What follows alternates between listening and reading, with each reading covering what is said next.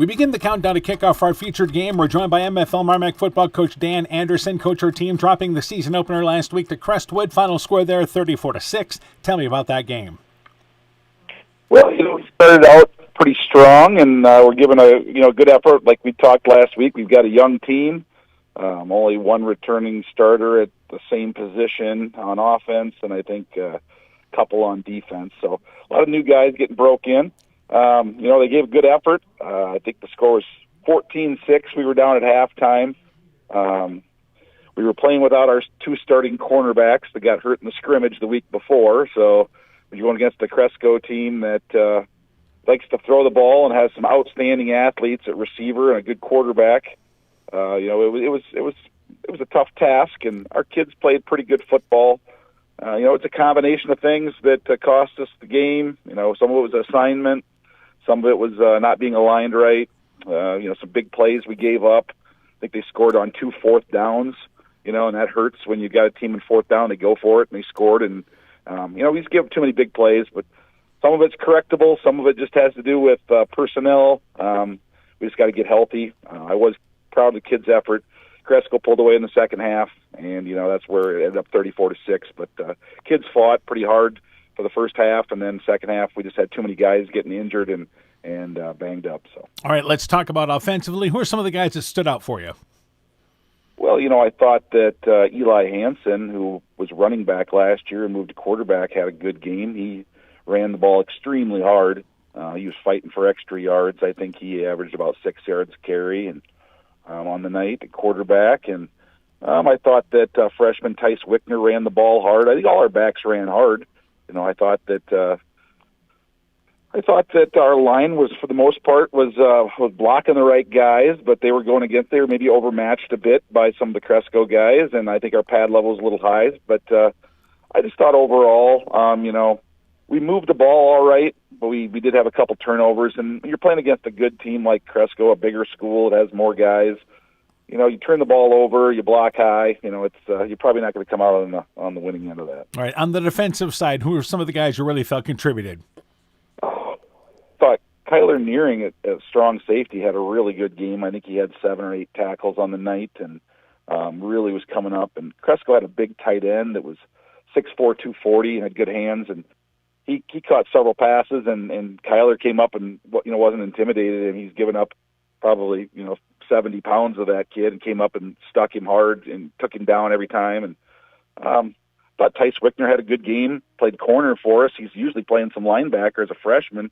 But like I said, with both our starting cornerbacks out, we had to move them out there at corner, and we had to juggle some guys around for this game. We had to move Decker out to the other corner, and I thought he did a really nice job in coverage. And so I just thought that I thought Will Howes had a good game up front. I mean, maybe didn't show in the stat line with tackles, but he was definitely getting penetration and causing problems in the backfield. All right, turning our attention to Clayton Ridge now. What do you know about the Eagles? Well, I know that this is probably one of the best teams they've had in many years. I mean, they're talented. We saw them this summer in a 7-on-7 passing thing, and they beat us in that 7-on-7. So they've got an excellent quarterback and the Seth Craigle kid. Just watch him on film. He's everything you look for in a quarterback. He's tough. He's got good vision. He's got an excellent arm with good accuracy. Takes control of their offense. They got a big running back and the Cook kid, and he's like 6'4". And I tell you what, their interior offensive line looked really good on film too. They've number 66. I can't recall the name now. Maybe Brandt or something. He looks pretty tough. He's a big kid and moves well. And I think maybe his Craigle's maybe younger brother plays center, and he looks tough. So they throw the ball well. They run to the ball on defense. They're definitely going to be a big challenge for us. Keys in the ball game for MFL MarMac. What do you have to do? Well, this week we just need to, first off, try to get some guys healthy because we're pretty banged up, and that happens some years and some years it doesn't. But we got to get guys healthy this week, and hopefully we do. But if not, we got to make sure that we know our assignments. A lot of football is just being in the right place at the right time and recognizing formations and making the right checks and things like that. So we got to run to the ball. We got to tackle well in space, and so that's another thing that we'll have to do. We got to improve our pad level on offense.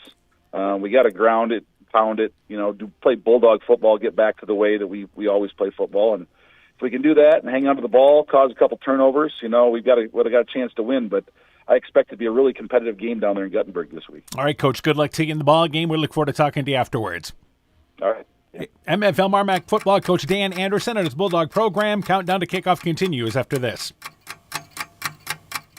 Hi, this is Cody from Torkelson Motors in Elgin and Walk-On. At Torkelson Motors, we believe that student involvement in activities is a great way to help grow our communities, and we are proud to help sponsor this game for your enjoyment. We've been serving Northeast Iowa since 1926 and appreciate the business that our customers have given us and the support they provide to our area schools and communities. So the next time you are in need of a new or used vehicle or a repair, stop into Torkelson Motors. We've been selling cars the old-fashioned way with a friendly smile and a handshake right here next door in Elgin and Walk-On. During spring and summer, severe weather can strike in a hurry. If you see a power line on the ground, stay away, keep others away, and call your electric utility. If there's a downed power line due to an accident, stay inside your vehicle until the utility arrives and de-energizes the line. Learn what to do if you see a downed power line. Doing the right thing could save your life. Alameda Clayton Electric Cooperative, your Touchstone Energy Cooperative. Being good at life means getting your finances in order so you can focus on the moments that matter most. With over 175 years of experience, New York Life Insurance Company offers insurance and financial solutions you can benefit from while you're well living. For trusted guidance, contact your local agents, Andrew Reimer or Troy Springer with your Vision Financial Group, proudly located and serving the beautiful Guttenberg community. Call Andy or Troy at 563-252-2471. Start planning today for peace of mind tomorrow. Your Vision Financial Group is not owned or operated by New York Life. When making up a to-do list, don't forget to include servicing your car at Edie's AC Delco Service Center in Garnavillo. Your car should have the best care, and Edie's will make sure of it. Stop in or call 964-2186 to make an appointment. Tires worn out? Well, Edie's can replace them. Need a tow? Call Edie's at 964-2186. Kay, Lynn, and Todd invite you to stop by and fill your car's tank with fuel at Edie's AC Delco Service Center in Garnavillo. Edie's open 7 a.m. Mondays through Saturdays. Alpine Communications believes connected communities become thriving communities. We are the local telephone company that became a 21st century communications provider. Alpine provides internet, television, cellular security, and telephone too. We promise personal, timely, reliable service from people who live here. When you choose us, we all thrive. Connect with Alpine Communications today. Click alpinecom.net or call 563-245-4000. Strawberry Building Supply offers all your building materials for residential and commercial projects. Whether you're building from the ground up, remodeling your home, or a weekend project, we have the materials you'll need. We are an authorized Milwaukee dealer for all your Milwaukee tools. Strawberry Building Supply also has everything you'll need for your pets and livestock. Stop into Strawberry Building Supply today at 413 West Mission Street, Strawberry Point, or call 563-933-4579. Bulldog Eagle Football is brought to you in part by Nick's Excavating and Kane Construction in Farmersburg, T&K Cahoon, your Napa dealer in Monona, St. Olaf Ag Sales and Service, Growl Logs and Lumber in Elkader, Timber is a Crop, Harvest Wisely, Dean Family Chiropractic in Claremont, Meyer Collision and Service Center in Guttenberg and Elkader, LTI & Sons Water Conditioning, your Connecticut dealer in Postville, TJ's Pizza in Monona and Claremont, Clayton County Recycling of Monona, and by Farmers Savings Bank of Colesburg, Elkport Garber, Strawberry Point, Arlington, Elgin, and Wadena. Member FDIC. We continue the countdown to kickoff for our featured game. We're joined by Clayton Ridge football coach Matt Mosier. Coach, your team credited with a win at North Cedar, a game suspended by weather. Actually led 7-0 just a little bit into that ball game. Give me a recap of that game. Yeah, so obviously warmed up, had a lightning delay. So we sat there for a good 45 minutes, and then we attempted to play, got going. We received the kickoff, and offensively we looked really, really good. We marched all the way down the field, scored right away. We then kicked off. Caleb Bittner, great kickoff, had a touchback. So then we got to play defense, and we went 3 and out. They punted. We then started marching back down the field. We got inside the 9, and we had another lightning delay. And then from there, for whatever reason, it just seemed like every storm that we possibly could come our way just kept coming our way, and lightning stayed there, and they decided that the game was not going to be able to finish. So that's how we ended up 7-0. All right, so basically just got a little work in there. So let's talk about this team offensively. Who's been you expect to lead the way for you this season?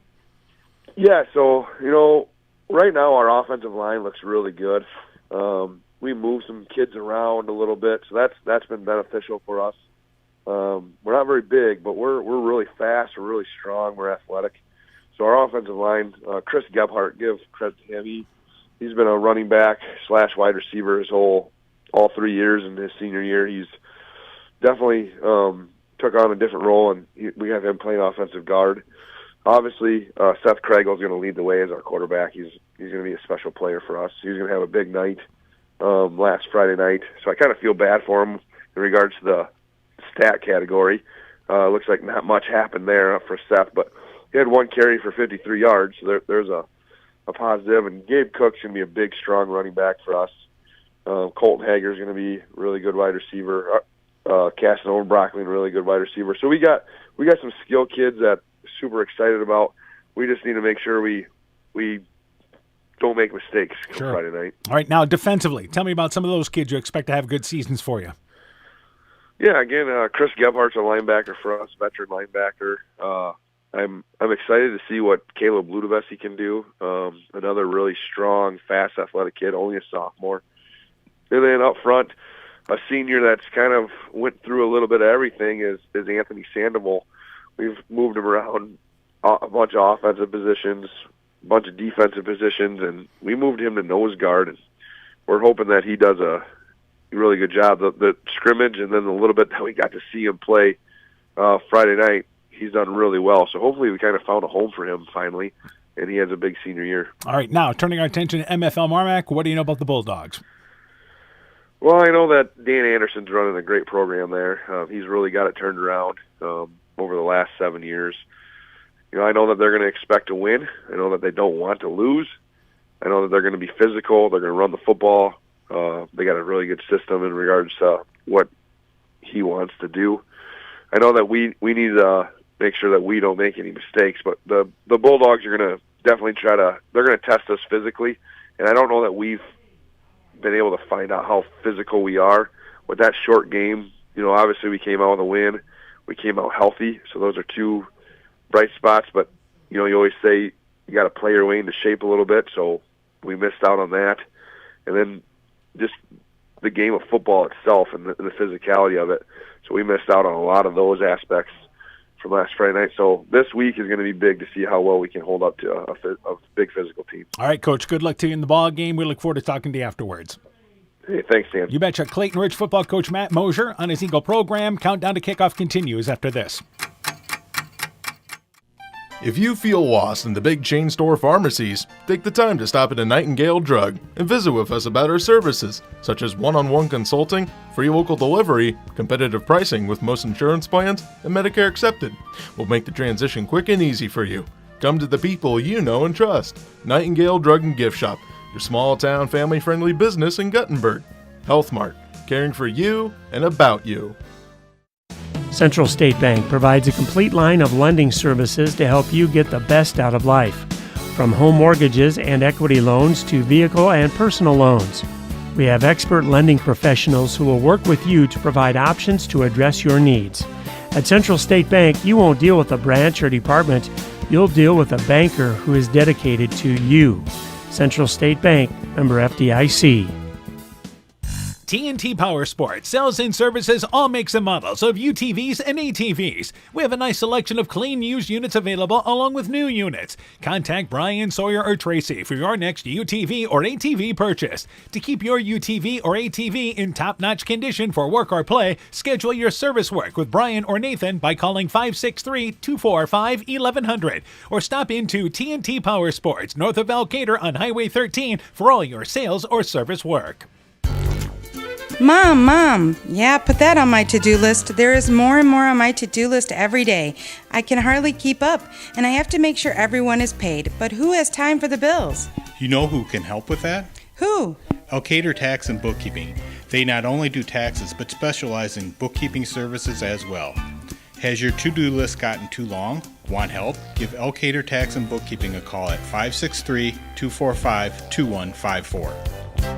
NEAT is connecting more and more homes and businesses to reliable, fast broadband internet in Northeast Iowa. NEAT's fiber optic network has expanded and is now offering speeds up to 1 gig in and around Monona, Luena, St. Olaf, Farmersburg, Postville, and surrounding rural areas. NEAT Fiber provides high-quality internet, television, and telephone services at the speed of light. For more information on how to upgrade your speed and services, visit NEITEL.com or call today 877-638-2122. NEAT, connecting you now.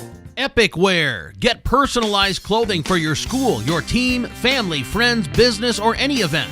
Epic Wear has a huge range of customizable apparel, trophies, and awards. They offer free design help or design your own apparel at getepicwear.com, and you can even set up a free website for your fundraiser. Epic Wear, walk on. Call 563-568-2301 to place your order today. Good evening, everybody. How you doing? Dan Barons along with Coach Aaron Hammond. We welcome you to the River Valley at the Stephen D. Shannon Athletic Complex. Week number 2 of the high school football season continues tonight, now with a matchup of rivals getting together for the first time in a number of years. Clayton Ridge and MFL MarMac, the Eagles in 1A, the Bulldogs, I should say, in 1A. Eagles are in Class A. Good to see these teams meeting in what should be an interesting matchup. It could be, yeah. This is shaping up to be kind of interesting. MFL MarMac lost a lot of weapons last year.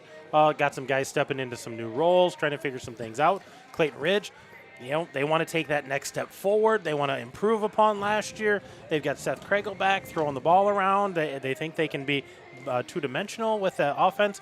It's going to be interesting to see what these two coaches dial up for tonight's game. MFL MarMac is the new team this year, basically. Only returned one starter on defense, and that was Coda Warrington. And tough news for that senior as he got injured in last week's ball game, so he is done for the season with a torn ACL, and you hate to see that happen. Again, he runs track, also for baseball as well, so all that is in jeopardy, and being a senior especially. Yeah, we talked to one of the coaches. They said he's probably not going to make it back for even golf that he likes to do. Baseball's probably out, basketball, wrestling. He's an athlete, and that's some tough news for a senior. All right, now for MFL MarMac, they dropped a decision last week to a nice Crestwood team by a final score of 34-6. It's a team still trying to find themselves offensively. They didn't have a lot of offense last week, and they look for improvement this week, but it really starts up front for them.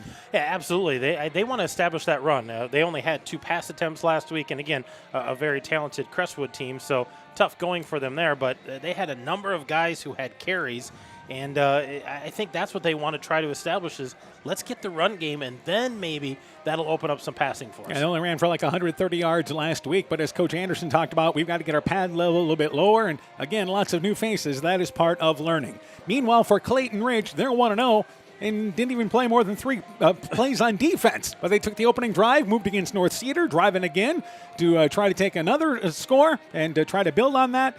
And that game ended up being postponed after a number of weather delays. But this is a team that returns everybody from a season ago, and they're hoping for a good senior year for a lot of these kids. Absolutely. These guys are been building and working on things and, showing some improvement, and I think really want to have this as a breakout year. And this is going to be a huge test for them. MFL MarMac has had a lot of success over the last few years, and, it's a good place to test your mettle against somebody who's been in the trenches and done this. So we'll see what they bring to the table tonight against these Bulldogs. And again, as far as plays, they didn't have very many in last week's ballgame. They had 14 total plays. Seth Kregel threw for 31 yards, rushed for 52 yards. Gabe Cook also ran for a handful of yards, and Kyle Sodawasser had 3 carries for 14 yards. But this is a team that they feel like they can be balanced. They certainly want to run the football there, and that's with their dual-threat quarterback. Yeah, I think they want to run the ball, and with Gabe Cook back there and Seth Kregel able to run the ball, a handful of other guys. Kyle Sodawasser got some carries last week. But I think they've got a lot of speed in those receiving core, and even Cook out of the backfield. they want to throw the ball a little bit. They want to be able to mix it up, and I'm going to be curious to see how that balance is. Do they go run to establish the pass? Do they go pass to establish the run? But I think they've got that opportunity. Let's set you up with the starters for tonight's ball game. First off, for MFL MarMac on offense, the left tackle is Austin Lind. He's a senior, 6 foot, 220 pounds. He'll also play inside linebacker. The left guard is Rylan Schrader. He's a junior, 5'7", 155, the inside linebacker on defense. The center, the anchor of the line, Will Howes, one of the most experienced players, a senior, 6'1", 280 pounds. He also plays nose guard on defense. The right guard is Cameron Hagensick. He's a junior, 5'10", 185. The right tackle is Blake Ham. They call him Ham. Blake Rowe, who is a sophomore, 5'8", 280 pounds. The tight end is Kyler Nearing, I should say. He's a senior, 6'1", 170 pounds. Nearing also plays strong safety. The split end on offense, Taco Thompson. So they've got a Ham in the lineup, they got a Taco in the lineup. Thompson is a sophomore, 5'6", 135. The wingback in their offense is Cashton Decker, a junior, 6', 165. He'll also play free safety. The fullback is Braxton Halverson, a senior, 5'9", 180. Also plays outside linebacker on defense. The running back is Tice Wickner. He's a freshman, 5'10", 155 pounds, and a cornerback on defense. They really feel like he can add to their running game this year, even as a freshman. And the quarterback moving over from a running back spot into the quarterback position, Eli Hansen is a senior, 6'3", 205 pounds. He also starts at the outside linebacker spot on defense. The other defensive starters that we did not mention, the defensive end, Marcus Stoddard, a freshman, 6 foot, 210 pounds. Defensive end, Tristan Hoops, he's a sophomore, 6'3", 230. And the cornerback, Anthony Bunting, is a senior, 5'9", 155. Again, that's your starting lineup for MFL MarMac. For Clayton Ridge on offense, the quarterback, Seth Kragel, senior, 5'11", 190 pounds, also plays corner on defense. Gabe Cook, starting at running back, he moved from a lineman to the running back spot. He is a senior, 6'4", 185 pounds, also plays linebacker on defense. Colton Hager lines up as one wide receiver. He's a senior, 5'10", 160 pounds, one of their leading returners from a season ago. Nolan Kalker is a junior wide receiver, 6 foot, 170 pounds, also plays D-back on defense. The other starting wide receivers are Kasten Oberbrockling, a sophomore, 5'10", 165, also plays defensive back. Darren Brandt is your other starter. He's a senior, 6'3", 180 pounds, and he also plays defensive back on defense. As far as the line, one of the offensive linemen, Landon Reimer, senior, 6 foot, 190 pounds. He also plays on the D line. Owen Brandt is an offensive lineman, a senior, 6'4", 255 pounds, plays on the defensive line on defense. Levi Krengel, one of your starters up front. He's a sophomore, 5'10", 205 pounds. Chris Gephardt, he's moved actually to the line position this year. He's a senior, 6 foot, 190 pounds. And also Caleb Ludovesti starts at an offensive lineman spot. He's a sophomore, 5'8", 155 pounds, also plays linebacker on defense. The other Eagles starters that we did not mention on defense, Anthony Sandoval plays on the defensive line. He's a senior, 5'9", 175. We mentioned Gephardt also playing on offense. He also plays there as a linebacker on defense. And Brody McGuinn is a freshman who will play as a defensive back. He's 5'8", 140 pounds. There's your starting lineups for tonight's ball game. What do we see as keys in this ball game tonight? Well, I think if you're the Eagles, you want to be physical up front. I think they want to try to win the battle in the trenches. But I think you got to find that hot hand, whether it's a ground game, whether it's in the air, figure out who's got that hot hand to generate some offense. And I think you need to be ready for speed. I think MFL MarMac's going to have enough speed that you're going to have to be prepared for a different level of competition than last week against North Cedar in that rainy, mucky mess that they had down there. Yeah, so for MFL MarMac, they look for improvement from week number 1 to week number 2. Obviously, this is a non-district ball game with these teams playing, and that's what both these teams just trying to get ready for. MFL MarMac has New Hampton next week on their schedule. We'll see Clayton Ridge at Postville in next week's ball game. And for them, that is actually the start of district play next week for Clayton Ridge. Yeah, the start of district play for them. So this is a good test for them. And I think if you're the Bulldogs, you want to try to get the Eagles off schedule. Get them disrupted, control that line of scrimmage, force them to expand their playbook, taking something away. And, MFL MarMac, they're in that new district, some schools that maybe they haven't seen as much. At some point, they're going to need face a team like Beckman, an old friend of theirs. An old friend in Beckman. They've got to go to Comanche. They got to go to Northeast down at Goose Lake. And Northeast, traditionally a pretty solid program. Yeah, they're going to have to grow up in a hurry. Bulldogs are wearing their home white bottoms, the white tops. They've got the Bulldogs there in that royal blue with the yellow trim. Their helmets are blue, numbers on one side, and they are completely blue on the other side. Eagles wearing black bottoms and tops, and they have the white helmets, Eagle logo on both of their sides of the helmet. And again, they have Clayton Ridge across the front of their jersey. We'll take a break. Opening kickoff coming up next from the River Valley with MFL MarMac and Clayton Ridge on KCTN Sports. Epic Wear. Get personalized clothing for your school, your team, family, friends, business, or any event. Epic Wear has a huge range of customizable apparel, trophies, and awards. They offer free design help or design your own apparel at getepicwear.com, and you can even set up a free website for your fundraiser. Epic Wear, walk on. Call 563-568-2301 to place your order today. Are high bank fees draining your wallet? It's time for a change. At People's State Bank, they believe in low fees that put you first. Tired of being charged for using your debit card, sneaky paper statement fees, or monthly maintenance fees? With People's State Bank's People's Checking Account, those fees are a thing of the past. Worried about ATM fees? At People's State Bank, they reimburse you for up to 3 ATM fees per month. They work hard to keep your money where it belongs, in your pocket. Make the switch to People's State Bank today. Visit a branch near you or peoplesfinancial.com. Member Scooter's Coffee in Manchester offers a variety of coffees, smoothies, blenders, and breakfast food products served all day long. Scooter's Coffee offers fast and friendly service, too. In a hurry? Use the Scooter's Coffee app to order, pay, and earn rewards. Simply stop at the drive-thru window and pick up your order. Scooter's Coffee is open Monday through Saturday, 5:30 a.m. till 8 p.m. and Sunday, 6 a.m. till 8 p.m. We look forward to seeing you at Scooter's Coffee in Manchester.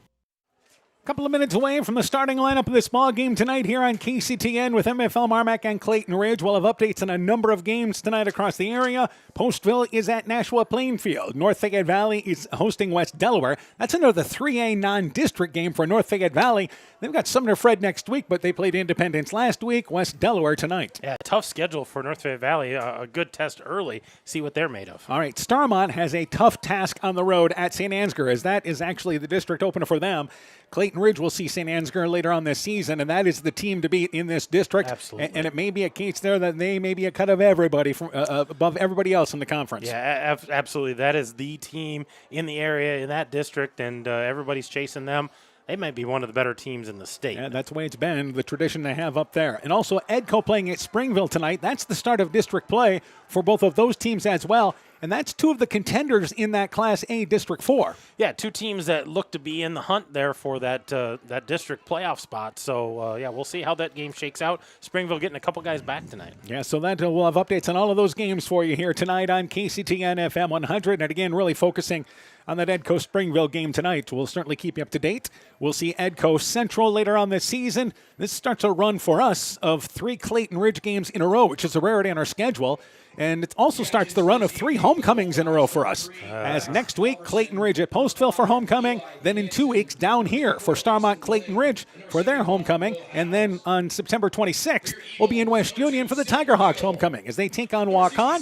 We're ready to go with a nice run of homecomings this year. It's that time of year already. It feels like it. That weather has cooled off, but a beautiful night down here. Field looks to be in great condition. Yeah, well, you have to keep an eye on the wind for tonight's ball game because that would not as bad down here as it was. We were talking to the Monona MFL MarMac coaches that like it was in Monona, but still could be a factor in this ball game tonight. But otherwise, yeah, just going to be a cool night and weather that's more reminiscent of October. Yeah, this feels like getting ready for playoffs kind of football. But again, beautiful field. The wind has died down.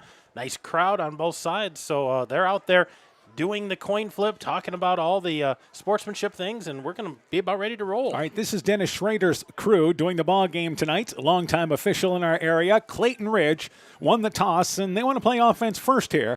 So the Eagles, under the leadership of Seth Kregel, will take over at the quarterback spot as they once again await the opening kickoff. We have done back-to-back ball games in which a opening kickoff has been returned for a score. Did it last week with Edco, with Christopher Lang returning a kickoff for a touchdown, and we also, of course, saw it last night with Mason Lone returning the opening kickoff for a touchdown in their win over Central City last night. Yeah, I don't know if we're going to see that tonight. We got a few more yards tonight. Yeah, playing on a normal field after we've done 3 8-man games in a row, and we are ready to go here tonight. Once again in Guttenberg. You mentioned the crowds. The bleachers are full, nearly full on both sides. We've got some people that are along the fence line here. Certainly a great location to watch the game. Got that berm area there. It's got some picnic tables. Folks sitting there enjoying their concession stand food. Eli Hansen will launch it away for MFL MarMac from the 40-yard line. We've got to get used to the ball being at the 40-yard line. Midfield's now the 50-yard line. We've been playing the last 3 games with midfield at the 40-yard line. Well, and we're probably going to see a few more punts tonight, you know. You got a bigger field, a little wider field, so everything changes a little bit. I think we'll adjust. I think we'll be okay. So the Bulldogs here, 0-1. They lost to Crestwood last week, 34-6. And again, Clayton Ridge, they take the win at North Cedar, and a North Cedar team that's just trying to build. And Clayton Ridge, basically it goes as a 13-point victory, actually a 7-point victory because that was a non-district game. Yeah, non-district game, so nothing hurt there as far as postseason. Hegger back to receive deep at the 10-yard line on the far side, and also back there to receive is number 10, Caston Oberbrockling. It's picked up by Hegger, brings it right side outside the numbers across the 30-yard line, tripped up there, goes to the 34-yard line. Nice return. First down, 10 yards to go. Landon Meyer in on the tackle. One of the Bulldogs there, also there as well, Anthony Bunting. The Eagles take over pretty good field position. First and 10 at their own 39-yard line. Yeah, just past the 30-yard line there, and so good field position to start here for the Eagles. We mentioned that for MFL MarMac, it's not the same team that reached the postseason last year. It's a whole different group of kids for the most part.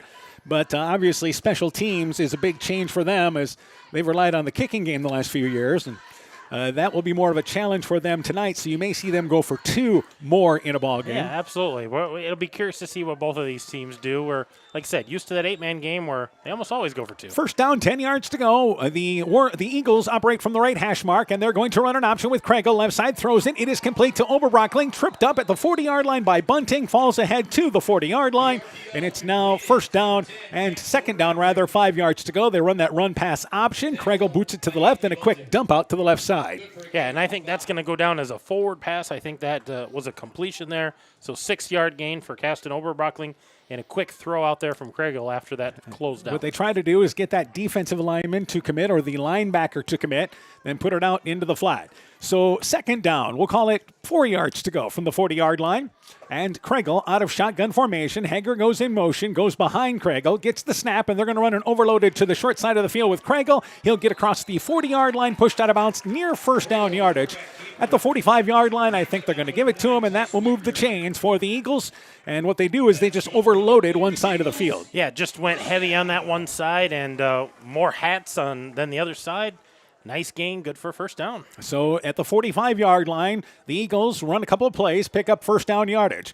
They have 3 receivers to the right, 2 to the left. Kregel is alone in the backfield.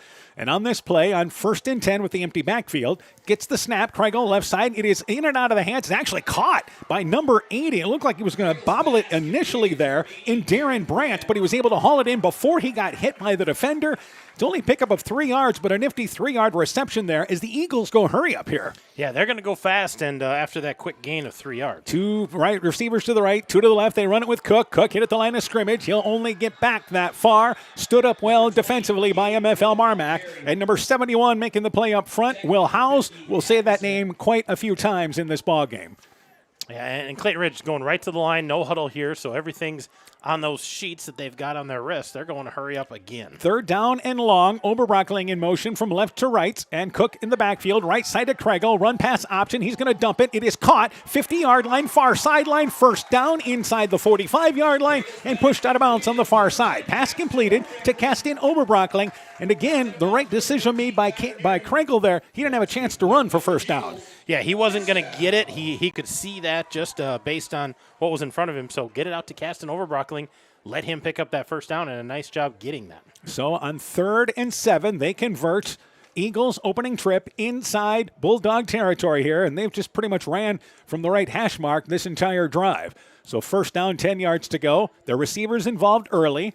And now they've got that backfield with Oberrockling playing as one of the up-backs, and Cook is to the left of Kregel. Hager goes in motion once again, and they snap it back to Kregel, trying to overload the left side, trying to get to the edge. 40-yard line, he does. He's got the near sideline. 30-yard line, inside the 25-yard line, and chased out of bounds there.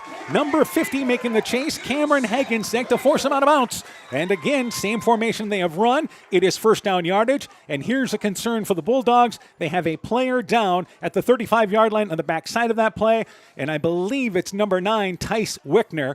And this is a major concern because Wickner is your running back, and obviously one of your defensive players. He had 4.5 tackles a week ago, so a big concern here for MFL MarMac with their young freshman. Yeah, absolutely, and that leg's sitting kind of funny, so he's laying down on his stomach there. So they're going to bring some trainers out here. They're going to get the teams off the field. They're going to take a look and see what's going on there with Wickner. Yeah, so Coach Anderson has made his way out there to the field as well to get a look on Wickner, and it appears they're looking at maybe the right foot, but again, they have just attended to him. So what we're going to do is we're going to take this break. We have 10-10 left in the opening act, Eagles driving, and we'll get you an injury update when we return. Northern Country Co-op and Via Field are now Nexus Cooperative, your full-service ag partner, supplying all your agronomy, energy, feed, grain, and lumber needs. Our highly knowledgeable and experienced team utilizes the latest technology in feed manufacturing, agronomy services, precision ag, plant and animal nutrition, energy products, and grain marketing to keep our customers ahead of the rest. Stop in today at any of our 26 locations across northern Iowa and southern Minnesota, or visit us online at nexus.coop. It's back to school time and the fall sports season is underway. Hi, this is Dr. Jessica Wilkie of Family Dentistry Associates of Monona. We have lots to celebrate over here with the excitement of back to school and the recent wedding of our doctors Chase and Daphne Bruner. Dr. Mark Foley and myself would like to extend them congratulations and wish all our area students and athletes good luck this fall. We welcome new patients and look forward to seeing you at your next dental appointment. Stronger, farther, faster. It all starts with good nutrition. Clayton County Farm Bureau is proud of our livestock farmers who provide high-quality protein needed to fuel our young athletes. The ultimate pre- and post-game fuel-up can be found in meat and dairy foods grown right here. Meat and dairy are natural sources of essential vitamins that support health, energy, and performance. We know our student athletes are the real deal, and Iowa's livestock farmers are committed to helping them reach their goals. To learn more, visit realfarmersrealfoodrealmeat.com. When I started out in the car business, my dad gave me some good advice. Hi, it's Forrest Brown with the Brown's family of dealerships. What my dad told me is when you sell someone their first car, you need a good sales department. But if you expect to sell them their second, third, and fourth car, you better have a great service department. Visit any one of the Brown's family of dealerships in Guttenberg, Elkader, West Branch, or Victory Ford in Dyersville and find out why Brown's is your hometown dealer, no matter where your hometown may be. At Freedom Bank, we know farming because we've grown right alongside you. From land and livestock to equipment and input costs, we offer flexible ag lending tailored to your operation. And with offices in Elkader, Monona, Postville, and Waukon, you'll always work with an ag lender who understands your way of life. Let's grow together. Freedom Bank. We empower success. Member FDIC.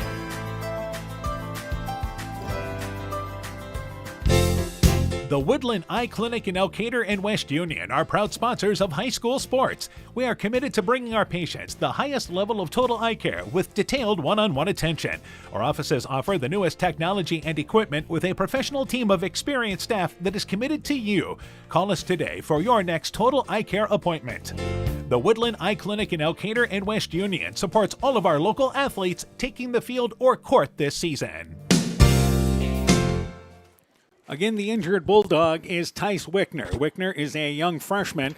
First varsity season. We saw him as a catcher in baseball this season. He is a freshman, 5'10", 155 pounds. The good news is here, it's that now they have him sitting up. So that's the positive news there. So Tice Wickner shaking up on that play. As a matter of fact, now they're going to help him up.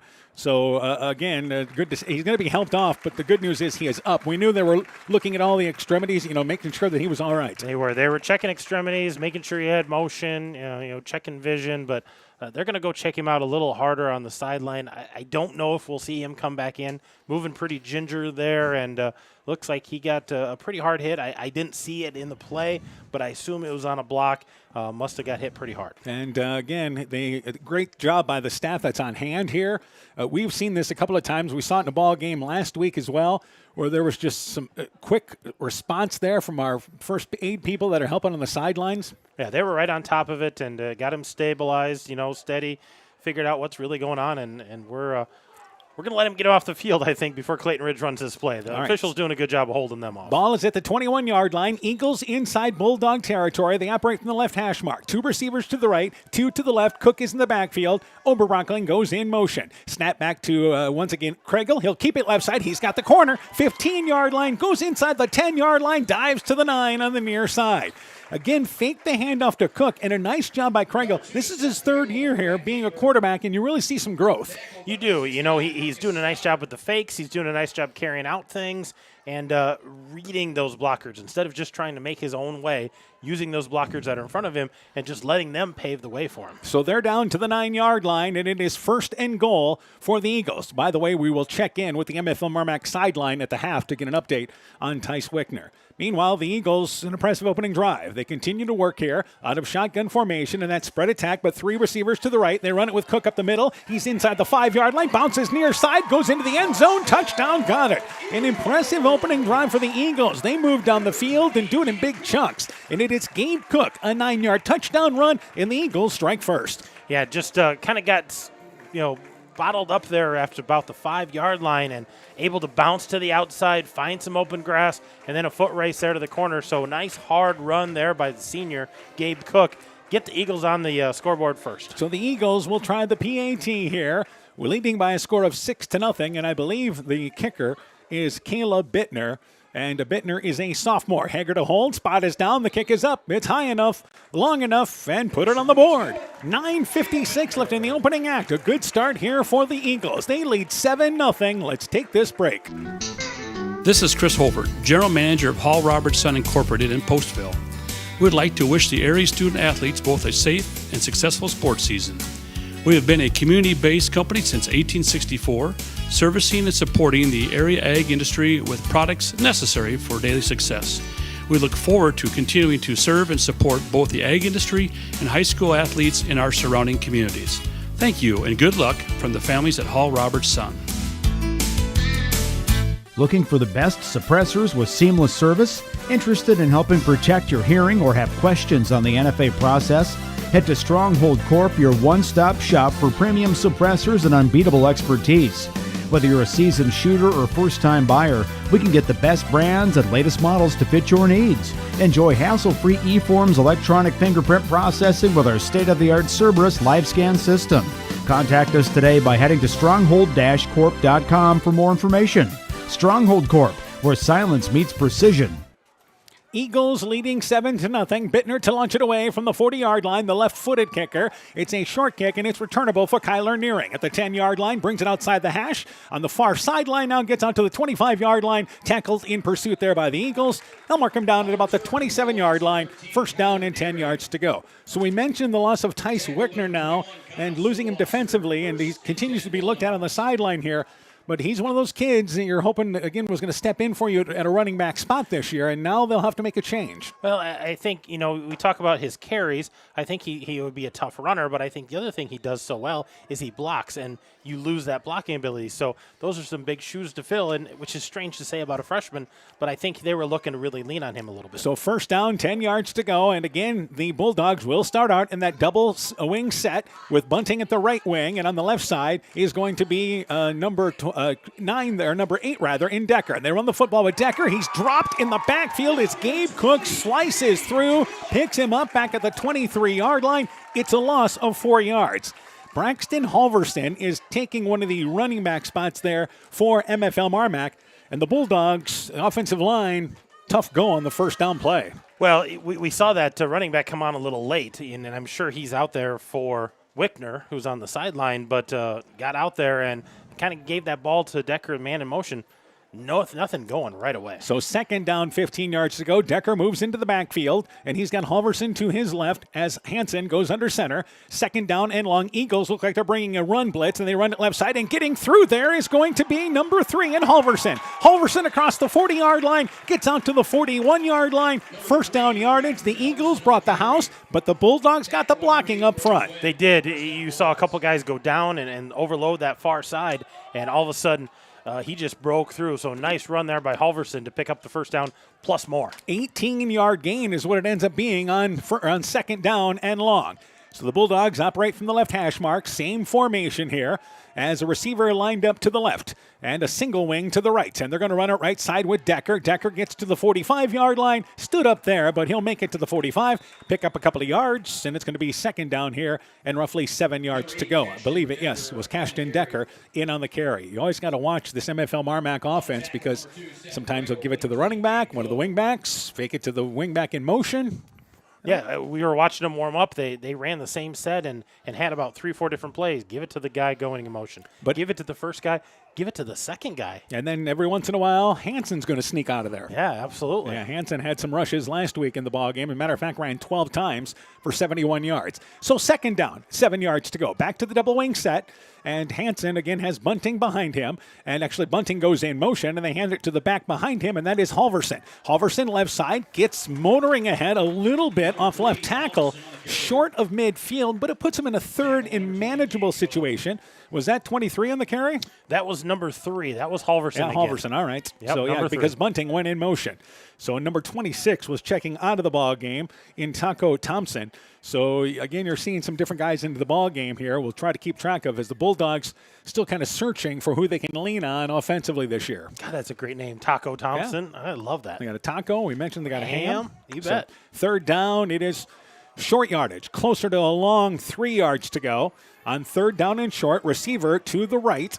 And on this third down play, Hansen from the left hash mark is going to roll out to the left, looking to throw the football. He actually, again, this is what you talk about, great deception. Hands the ball off to Cashton Decker out of the backfield. Decker brings it left side, first down yardage inside Eagle territory, but there is a flag at the middle of the field there, and the Eagles say it's on the Bulldogs. Yeah, that's in the area of holding, and I think that's what they're talking about here, which is too bad because Cashton Decker hard fought to get that first down. Yeah, and it's going to push him back here. So instead of first down yardage inside Eagle territory, put you behind the chains. And with this offense for MFL MarMac, this is a situation that they don't do well third and long. Yeah, they want to be on time. They want to be in third and manageable, and this flag's going to take them back. It's going to be third and long here. So going to have to dial up something a little different.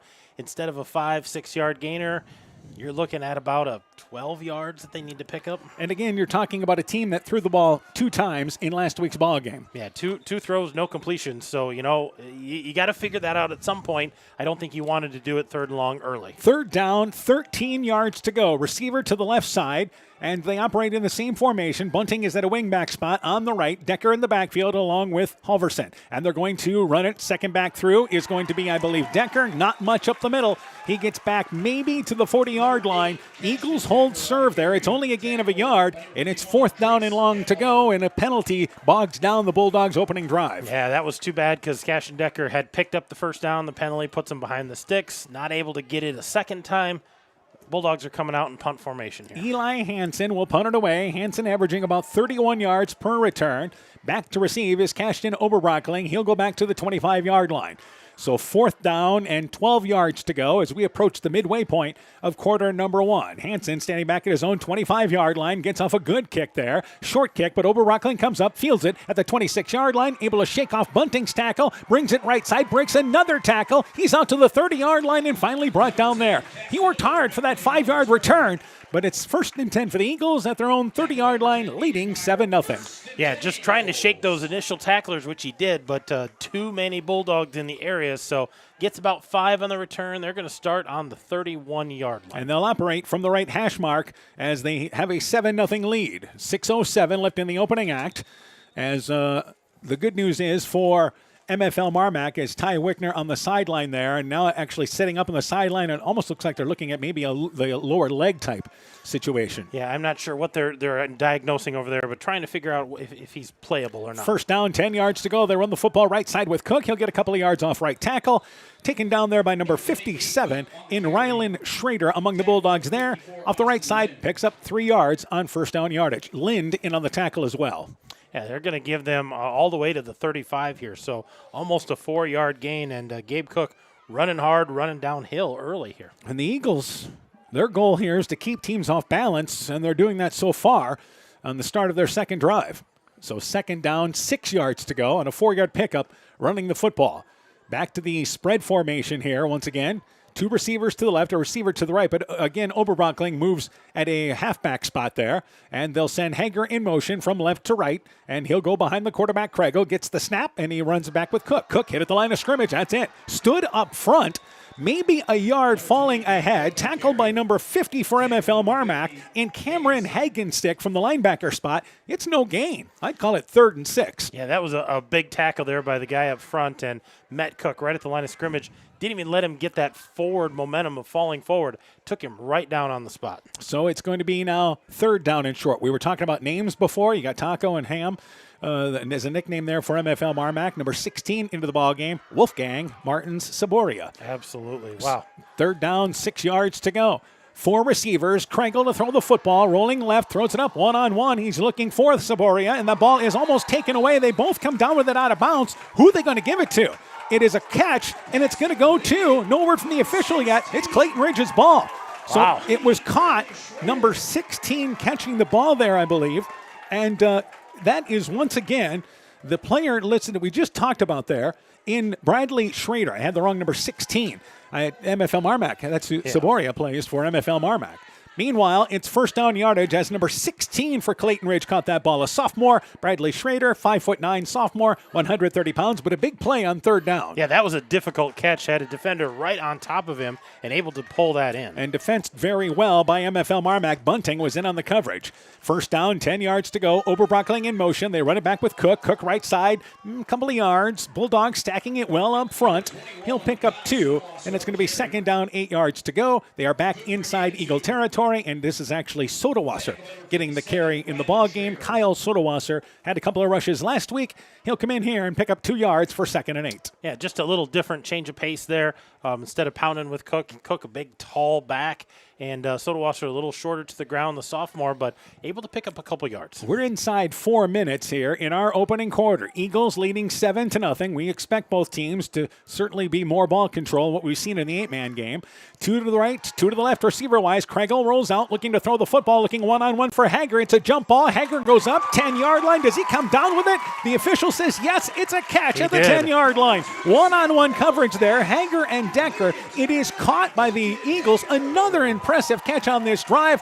They're just outside the 10-yard line looking at first down yardage. Yeah, about a 36-yard catch, but again, well defensed by the Bulldogs. They had a defender right in Hager's face. He goes up, high points the ball, and comes down with it. Yeah, that's 2 plays where it's basically been a jump ball is what they're throwing up there. Yeah, throwing up that jump ball, nice high point ball, and both receivers doing a nice job of bringing it in. The official spot is the 12-yard line, so the Eagles already leading 7-0, threatening again here. Empty backfield, no correction there. Ludovesi is to the right. Actually, Sodawasser is to the right. And 2 receivers to the right, 2 to the left, and they're going to run a quarterback draw up the middle. Kregel leans ahead, gets to the 10-yard line. It'll be a hard-fought 2 yards.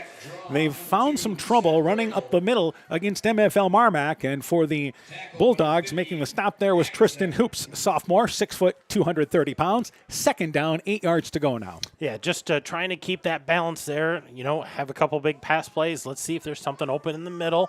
Nothing going, just a couple of yards, but Eagles in the red zone here, just threatening another touchdown. And it's 2nd down and 2nd down and 8 rather, as we approach the 3-minute mark.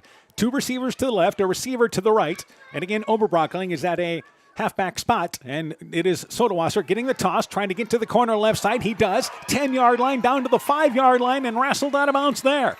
Bunting also pushing him out of bounds there as well was number 8 in Decker, but they're down to the 5-yard line, and that's a 5-yard pickup, and it's going to be now 3rd and 3 from the 5-yard line. Yeah, that time they went to Cook again, that hard running on the outside, and did a nice job to pick up those yards, but they got a little work to do here, 3rd and 4. They want to keep this drive alive. And this is an early important play for both these teams, with Clayton Ridge leading by a score of 7-0. 2 receivers to the right, a receiver to the left, and again, Oberbrockling has a halfback to the right. Sodawasser continues to the left of the quarterback, Kregel, who works out of shotgun. And they're going to run up the middle with Kregel, and ball knocked away. It is fumbled, and MFL MarMac, I believe, has recovered it. Again, the Bulldogs force a turnover inside the 10-yard line. And picking it up there is number 75. We just mentioned his name there, talking about hoops. And a big stop for MFL MarMac defensively. You can kind of see the panic on Kregel as all of a sudden that ball came out, and he was reaching, scrambling, but there was no way he was going to get back to it. There was 2 Bulldogs on top of it right away, so a big break for the Bulldogs with the Eagles threatening. And again, it would have been a stoppage of play, but it would still been 3rd and goal. They still would have had another play. So the first turnover of the ball game is committed by Clayton Ridge. And MFL MarMac will have the ball starting at their own 9-yard line, but they thwart the Eagles' drive. So the Bulldogs back to their offensive formation. Landon Meyer is lined up as receiver on the far left side. And again, they have basically the double wing set. And on first down, 10 yards to go, they're going to run it left side. Carrying the football again, I believe that is Halverson, number 3, off left side. Gets across the 10-yard line, close to the 14-yard line. Picks up a solid 5 yards on first down. Give him 4 anyway.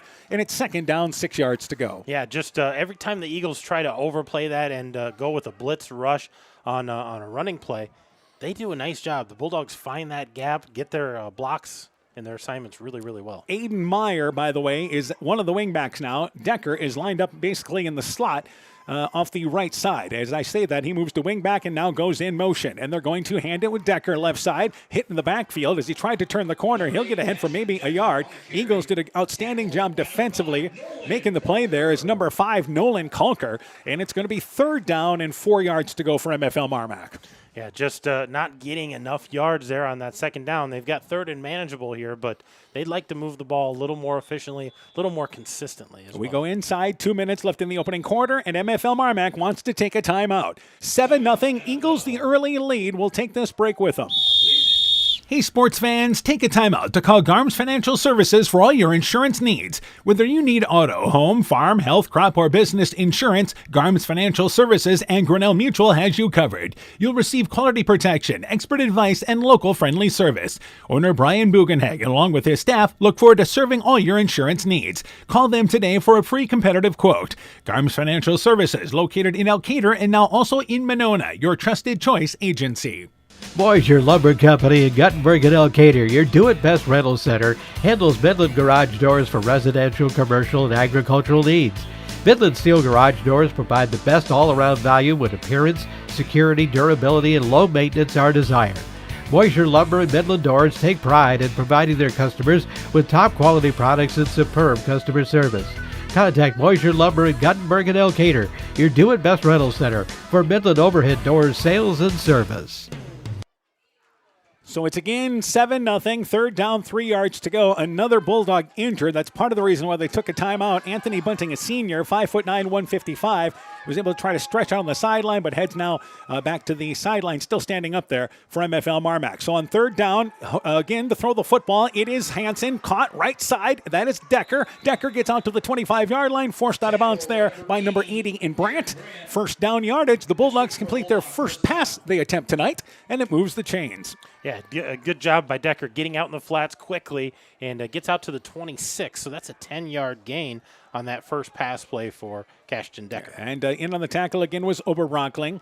And we'll try to get you an update on Anthony Bunting, but it looked like he was just trying to kind of stretch out on the sideline there, didn't it? It did. It looked like maybe hip or maybe an oblique that he was just trying to stretch out. Hard to see what he was doing there, down on all fours. Yeah, and this is a team that is not exceptionally deep. MFL MarMac. Numbers a little bit down here at the varsity level. They've been playing a little shorthanded, especially early. So first down, 10 yards to go, and they're going to run it, fake the handoff. Hansen to throw the football left side. He's looking long, and that ball is underthrown, actually overthrown. He was looking to number 13, and that is Kyler Nearing, who was open near the middle of the field at the 35-yard line. Eagles were in zone coverage. That pass overshot. And a break for the Bulldogs, and it ended up not being intercepted. Yeah, just over his reach. So that was kind of a free ball up there, but nobody able to come up with it. So it's just going to fall incomplete.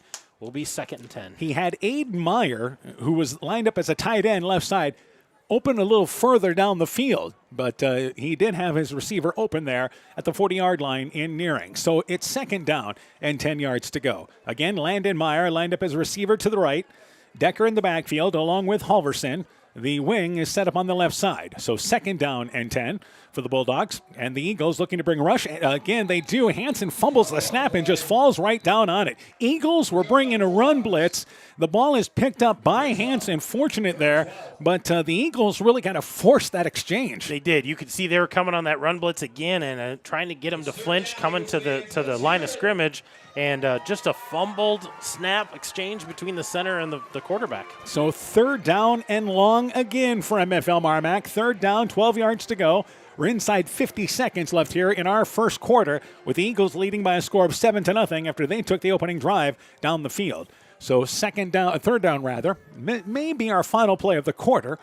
On 3rd and 12. Bulldogs line up here with just a receiver in the slot right side, and that is, again, Taco Thompson. He goes in motion. They run it up the middle with Decker. Decker gets across the 25-yard line. They played it close to the vest on 3rd and long. He'll get out to about the 30-yard line, picked up 5 yards, but they needed more than that, and that should be our final play of the opening quarter. And now another concern for MFL MarMac is Cashton Decker, I believe, may have been injured on that play. Well, he went down really funny because they kind of wrapped him up on the lower half, but he was still kind of standing up. And then a couple linebackers came in to finish him off and bent him backwards. Natural motion to the knee, but he was really stretched out, and he just kind of rolled over after the play. And he's not moving real good right here, and took his helmet off already. So, again, medical staff out to check him out. Yeah, they didn't waste any time there. So Decker is pointing to his lower back. Yeah, absolutely. As he's looked at there on the field. So we'll take this timeout with him. Again, our score, 7-0, 19 seconds to go in the opening quarter. Another injury here for the Bulldogs, another concern. Let's take this break. Top Gun Customs knows that the insurance company wants you to do all the work for them. They want you to download the app, take the pictures, upload them, then they want you to accept the paltry check they think will repair your vehicle. No, no, no. Top Gun writes an accurate estimate, takes the photos, and explains the repair process to you. Let Bob and the guys take all the worries out of your repairs. Call Bob or Nancy at 563-964-9899 at Top Gun to schedule your repair today. Hi, this is Tara Fink, psychiatric mental health nurse practitioner. It's important to know what to say to those struggling with mental health concerns. Silence can make individuals feel even more alone. By starting a conversation, it lets them know you care, you're supportive, and that you're willing to listen. You can ask if they want to talk about it, if they're getting the care they need, and to tell you more about their feelings and thoughts. Just letting someone know that you're there to listen creates a much-needed supportive environment and helps reduce the negative stigma surrounding mental illness. Exceptional caring people, Veterans Memorial.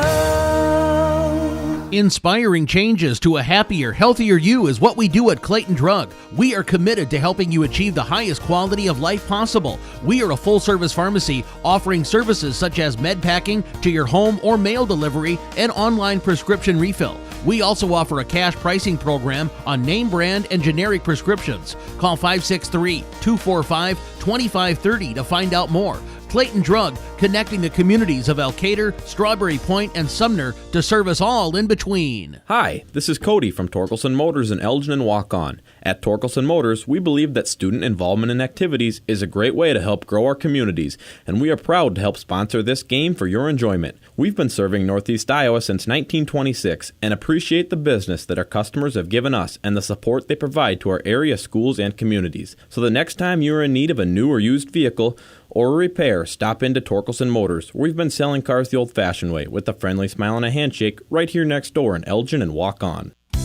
Being good at life means getting your finances in order so you can focus on the moments that matter most. With over 175 years of experience, New York Life Insurance Company offers insurance and financial solutions you can benefit from while you're well living. For trusted guidance, contact your local agents, Andrew Reimer or Troy Springer with your Vision Financial Group, proudly located and serving the beautiful Guttenberg community. Call Andy or Troy at 563-252-2471. Start planning today for peace of mind tomorrow. Your Vision Financial Group is not owned or operated by New York Life. Well, the good news is for, once again, MFL MarMac, Cashton Decker getting up, but he is walking and being helped off the field. He is walking on his own there. Actually, his arms are being held, but he's making, for the most part there, under his own power. But it is a lower back injury from what we could see up here. Yeah, that's what they were looking at, and we just saw the ambulance take off, and we're assuming that Tice Wickner is going to go get checked out, and now they're looking at Cashton Decker on the sideline, trying to see what's going on with him, but I wouldn't be surprised if they might not have him checked out with that lower back being tender. Yeah, Wickner, as far as we can tell, not on the sideline for MFL MarMac, and again, the ambulance had just left here. So it's 4th down. It is 6 yards to go, and MFL MarMac will take a timeout here, I believe.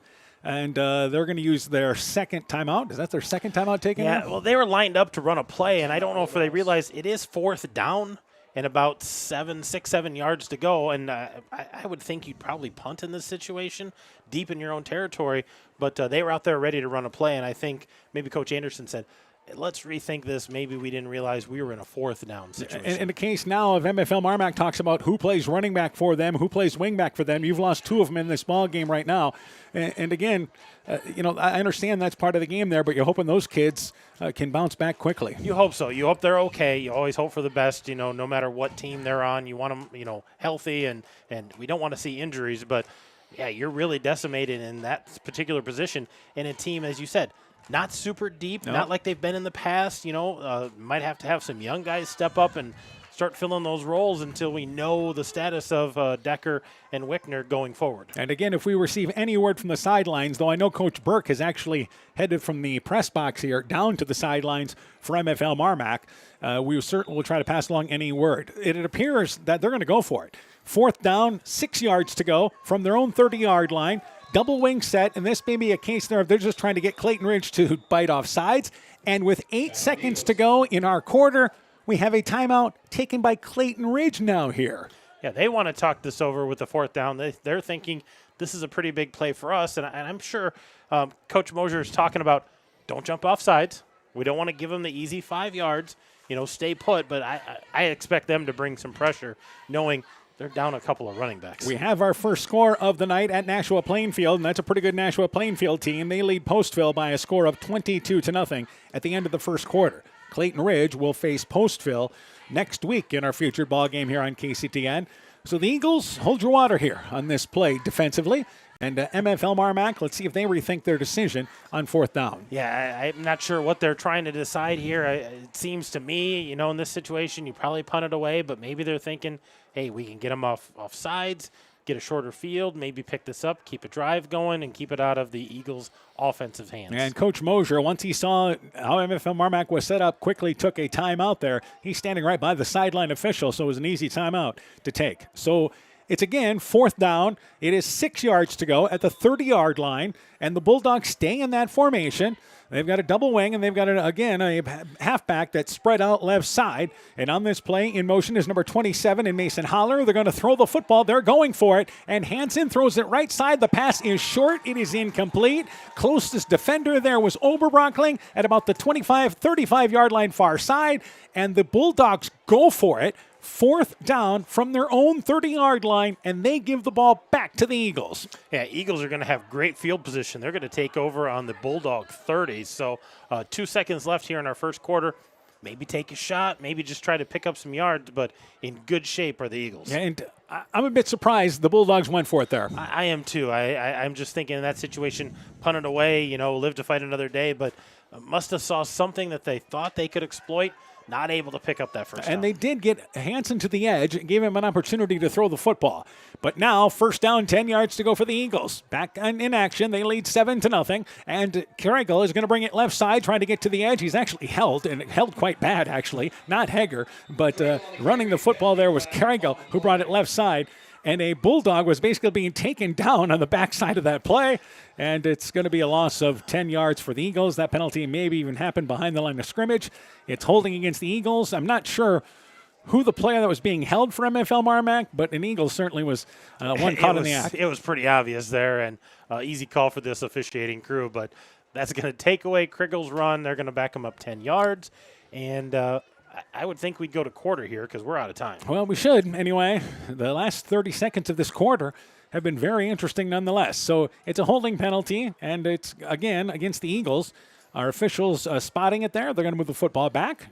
Somebody's got to get there to move the football back, don't they? Well, they had the football spotted for the run, but that's all for naught because we've got a penalty, so go to the flag, mark it off. Let's get to the quarter. And, yep, we're going to get to the quarter. Why not? We've played one. Clayton Ridge leading 7-0. They took the opening drive for a score. We'll be back with the second quarter after this. Energy consumers everywhere are getting calls and texts from scammers. The callers threaten to shut off their power if payment is not made immediately. Don't fall for it. Never give out financial or personal information to someone who calls claiming to be from your provider. When in doubt, always call your utility and get the facts. Alameda Clayton Electric Cooperative, your Touchstone Energy Cooperative. Bulldog Eagle Football is brought to you in part by Morris Funeral Home in Guttenberg and Garnavillo, Rivertown Family Dentistry, Dr. Alicia Waukee in Guttenberg, Bender's Foods in Guttenberg, Community Insurance of Iowa Hometown Agency Monona, Auto Home Business, Crop Farm and Life, Smithy's Oil and Tire in Monona, Garden View Place in Monona, Ashbacker Building Supplies in Rossville, Kanako Floor Covering in Monona, Vorwald Enterprises Inc. in Monona, and by M's Machine and Manufacturing in Monona. We played one quarter. It is 7-0. Eagles in the lead. They did their scoring there on a touchdown run there by, once again, Cook. And Gabe Cook, 9-yard run. Bittner's PAT made it 7-0. First quarter, the Eagles dominating time of possession, but they turned it over inside the 10-yard line on their last drive, but they're at the 40-yard line now looking at 1st and 20. Yeah, right now the Eagles, nice balance. We talked about that in the pregame. They're sitting at 60 yards on the ground, 71 yards in the air. So definitely getting that balance that they wanted and controlling that line of scrimmage right now. Got the Bulldogs kind of off their game and being physical up front, both sides of the ball. So, again, now we'll switch ends. If you're familiar here with how basically the football field is laid out here in Guttenberg, Clayton Ridge now heading south on Highway 52. Yep. MFL MarMac now heading north. Yep. We're switch sides here, but Clayton Ridge a little behind the sticks here after that holding call on first down behind the line of scrimmage. So they're going to be 1st and 20. So at the 40-yard line in Bulldog territory, their third drive in a row to get into Bulldog territory. 2 receivers to the right. They have 2 receivers to the left. Kriegel throws the football out of the flat. The ball thrown short. He was looking for number 5. Pass intended for Nolan Kulker. Tried to dump it out to the right hash mark as he ran out to the flat. 2nd down and 20 yards to go. Yeah, just trying to get it out quickly into a receiver's hands, but just under threw that a little bit. And Kulker, even if he would have caught that, would have been for a loss. For MFL MarMac, let's talk about defensively. You're doing good things in the trenches up front, but the problem has been on the edges. Yeah, once they've got to the outside or gotten through that first wave of defenders, they've been able to pick up pretty good yardage, and that's where that has to get a little shorn up. Empty backfield, 2nd and 20. Kriegel to throw the football. He's being blitzed. The pass caught by Oberbrockling near side. 40-yard line. Makes the defender miss at the 30. Slides down inside the 30 to the 28-yard line. So again, a quick hit play right side. Thompson on the tackle for MFL MarMac. But they got that penalty back and a few more yards and put them certainly in 4-down territory anyway. But 3rd down and roughly 7 yards to go. Yeah, got that all the way out to the 28-yard line. So a 12-yard pickup there for Caston Overbrockling. And again, a long situation, but you've put yourselves in certainly 4-down territory. They've got 4 receivers lined up to the left side, and MFL MarMac getting adjusted defensively. Kriegel to throw the football one-on-one. He's looking for Hager. He's open on the sideline. Catches it. Pushed out of bounds inside the 1. One-on-one coverage laid out well by Kriegel. They overloaded the left side, threw it to the weak side of the field. Hager with another catch. 1st and goal for the Eagles. Yeah, 26-yard catch there for Hager, and that ball a little farther downfield. That's a 6 right there. So 7-0, Clayton Ridge in the lead. They'll go for the PAT here on another impressive drive. They had it 2nd and 20, and they got a couple of good passes there, and this is the balance that they're hoping for. Yeah, they want to punch this in now, and I assume they keep this on the ground. But what a nice catch there again by Colton Hager, going up and high-pointing that and almost getting some in the touchdown. We're 14 seconds into our second quarter. The Eagles, by the way, will actually go for 2 here. They haven't gotten the touchdown yet. Oh, they said he was short. That's correct. Left side, it is Krangle, sneaks it in. Yeah, give him the touchdown there. I was ahead of myself. Krangle with the quarterback sneak for the touchdown run. Now it's 13-0, and now they'll try the PAT. And for the Eagles, again, they finish it off. Krangle just followed his lineman to the hole. Yeah, just move the ball, mixture of ground game, throwing the ball, and got it knocking on the door, and Krangle just kind of sneaks it in there. So it's another 6 points for the Eagles. Nice drive on a short field. And Bittner, by the way, to kick the PAT, and Hager to hold here to put the Eagles up by 14. Spot is down, the kick is up, high enough, long enough, split the uprights, put it on the board. 11:42 left here in the opening half. 14-0. Eagles in the lead. Let's take this break. When making up a to-do list, don't forget to include servicing your car at Edie's AC Delco Service Center in Garnavillo. Your car should have the best care, and Edie's will make sure of it. Stop in or call 964-2186 to make an appointment. Tires worn out? Well, Edie's can replace them. Need a tow? Call Edie's at 964-2186. Kay, Lynn, and Todd invite you to stop by and fill your car's tank with fuel at Edie's AC Delco Service Center in Garnavillo. Edie's open 7 a.m. Mondays through Saturdays. Alpine Communications believes connected communities become thriving communities. We are the local telephone company that became a 21st century communications provider. Alpine provides internet, television, cellular security, and telephone too. We promise personal, timely, reliable service from people who live here. When you choose us, we all thrive. Connect with Alpine Communications today. Click alpinecom.net or call 563-245-4000. 40-yard drive for Clayton Ridge. They scored a 2-yard touchdown run there by Krangle. With the PAT there is Bittner, and they lead 14-0. Bittner to launch it away from the 40-yard line here for Clayton Ridge. And it is a short kick coming up to field it there at the 15-yard line. I believe that is going to be Hansen right side, and he gets off the sideline across the 30, 35-yard line. Indeed, it is Hansen. And he brings up at the seam there on the right side. Nice return. They'll be at the 35-yard line for the Bulldogs. Certainly one of their better fielding positions to start this game. Yeah, and they want to get something going here. They got to figure out who's going to fill in these positions, what they can establish. And I think it starts with those guys up front, getting that hole, getting that established, and giving the skilled guys a chance to get through. And they have yet to have what you would say a drive in this football game. Yeah, things have been stalling out or penalties here and there. So. And now it is MFL MarMac having to take a timeout here. We mentioned right now the Robin Peter to pay Paul in as far as players coming in. Yeah, they've had guys coming in, coming out, trying to figure out where I'm at. I'm not in this spot. I'm over here now. And they're going to take a timeout and try to just regroup a little bit. That's what they're trying to figure out is who's going to play where. So, by the way, another update. West Delaware has scored in the opening quarter against North Fayette Valley. They lead 6-0. That ball game is about the midway point of quarter number 1. We mentioned that Nashua Plainfield leads Postville by a score of 22-0. We expect to get you an Edco Springville update, hopefully here in just a bit. Yeah, and we're hoping to hear from Starmont St. Ansgar, but that game being played at St. Ansgar up there, that's a tall task for the Stars. Yeah, St. Ansgar, again, is the team to beat likely in this district just because of what they have back. They always have a fullback that's about 5'10" and about 220 that just bulldozes his way through. Absolutely, and they have a line that just knows their assignment. So first down, 10 yards to go for the Bulldogs. They reset. Players lined up on the field for them from the right hash mark at the 35-yard line. And Hansen is going to run it right side. They carry the football in number 7 correction. It's Hansen actually now at tailback. Hansen brings it right side across the 35-yard line. And into the game is number 14 at quarterback, Easton Lang, a freshman who is 6'1", 140 pounds. That was, again, Hansen on that carry. So Hansen's going to tailback now. Yeah, Hansen went back to that tailback position, and they brought in the youngster to be the quarterback. So, again, regrouping, as we talked about, and almost picks up the first down, a gain of 9 we're going to give him. Sophomore Noah Traster now seeing some action to the left here, and they will operate again under center. So you've got a freshman playing quarterback here. 9-yard pickup by Hansen. He fumbles the snap. The ball is still loose, and no word yet on who's got it. I believe the Bulldogs able to fall on it, thankfully for them, and it's going to be now 3rd down and short. And I believe it was maybe Rylan Schrader on the bottom there picking that ball up. I think it was Hansen. Hansen came in from that running back position to receive that after the exchange was fumbled there by number 14, the youngster. So that's a break for MFL MarMac. It looked like that Schrader went to handle the ball, but Hansen probably gave it to him.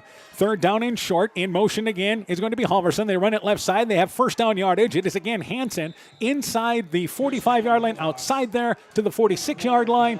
And it's actually on the carry number 6. Number 4 that time. Number 4. Yep, Noah Traster on the carry. So we mentioned Traster checked into the ball game. So we were just getting used to some of the names out there for MFL MarMac, and this is a whole different situation now here. They're just adjusting on the fly. Yeah, just trying to do what they can do here, and everybody's regrouping a little bit and trying to figure this out. And the important part is they got a first down. So they are moving the football inside 10 minutes left in the half. They operate from the right hash mark. And here's, again, right side. They give it to Hansen. Hansen at the 50-yard line, just inside Eagle territory. They push the pile ahead. Good job by the Bulldogs offensive line from behind. And it's a 7-yard pickup on first down. And the Eagles here giving up some yardage in between the tackles. Up to help defensively for Clayton Ridge that time was number 80 in Darren Brandt. But for the Bulldogs, one of their better runs in this first half. Well, and since they've moved Hansen to that running back position, much bigger gains here getting the ball as a running back instead of taking it as a snap. And again, he played a lot last year in the backfield. Absolutely. So 2nd down, 3 yards to go. Continuing that wing setup with the receiver split right side. And on 2nd down, they're going to run up the middle. And again, that is number 3. This time, Halverson right up the gut. Inside the 35-yard line, down to the 33-yard line. They push it ahead to the 32-yard line. So Halverson out of the backfield, he gets the carry and the yardage. Yeah, again, lots of different guys contributing right here, and a sustained drive that we talked about. MFL MarMac hadn't had one to this point, and now they're starting to see success, and a lot of guys contributing. And the Bulldogs, great success. It's up front because they're running right now basically between the tackles.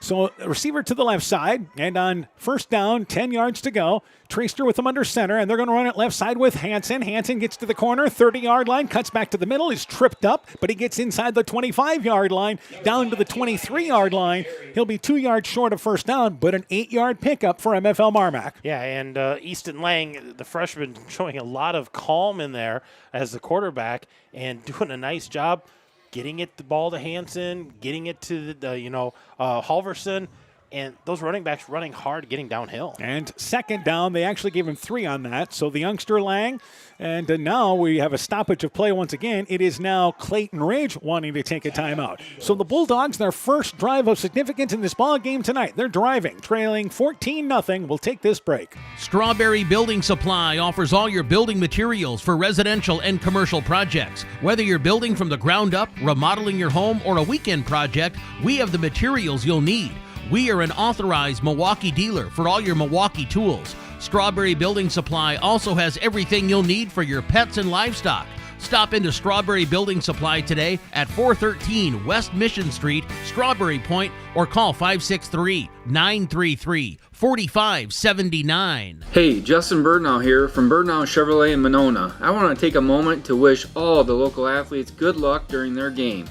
You have worked incredibly hard, and it shows during each game. Myself and the entire Birdnow Chevrolet Monona team is wishing you all that you do your best and good luck. So the Eagles take a timeout here, their 2nd timeout of the half, and it is 2nd down in a short situation for MFL MarMac, and they've spread the wealth on this drive. They have. Hansen moved to that running back. He's carried it a couple times. Braxton Halverson's carried it. Noah Traster carried it. So all of a sudden, we've got a bunch of different guys carrying the ball, and Clayton Ridge has looked out of sorts so far.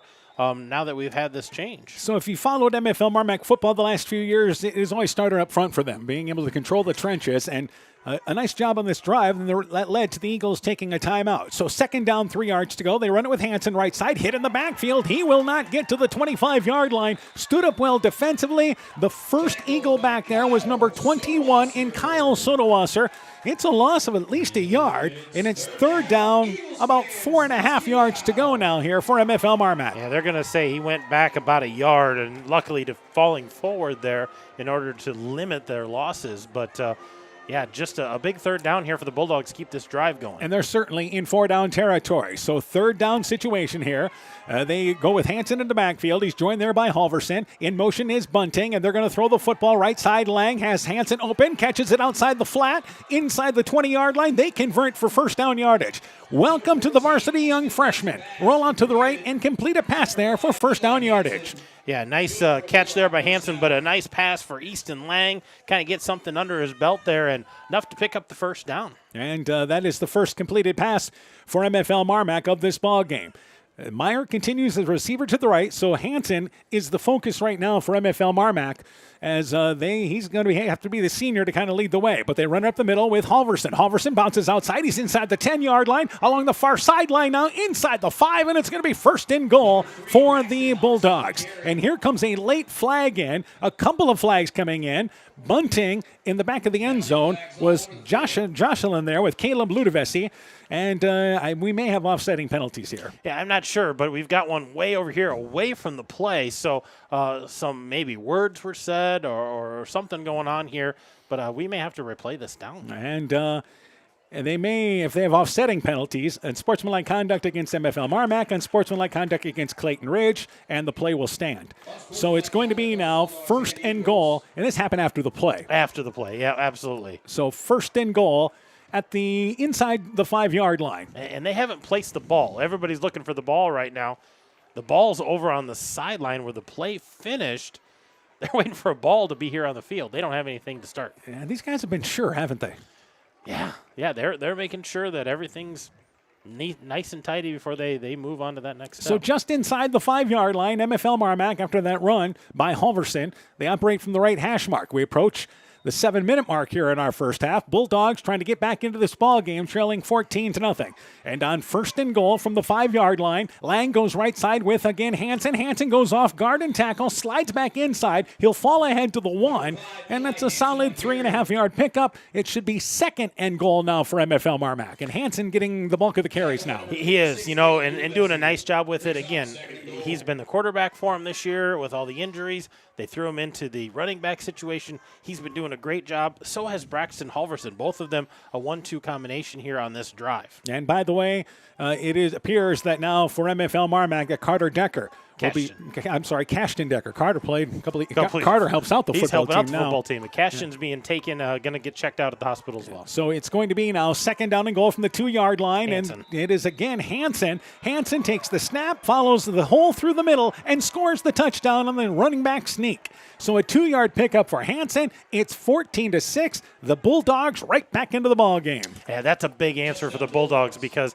they looked out of sorts. They didn't sustain a drive and kind of regrouped there after that last time out and did a nice job marching down the field, regrouping, and getting it into pay dirt. And Hansen running hard. They're just putting the head down there, running hard for that, again, touchdown. So now here's your conversion, and this will be the difference. MFL MarMac will try for 2 as they trail 14-8. Lang with them under center. They go back to Hansen, bounces to the outside, then cuts back inside, lowers his shoulders, and is he in for the conversion? Got it. Tough run for the conversion by Hansen. 6:26 left in the half. It's a brand new game. 14-8. Eagles in the lead. Let's take this time out.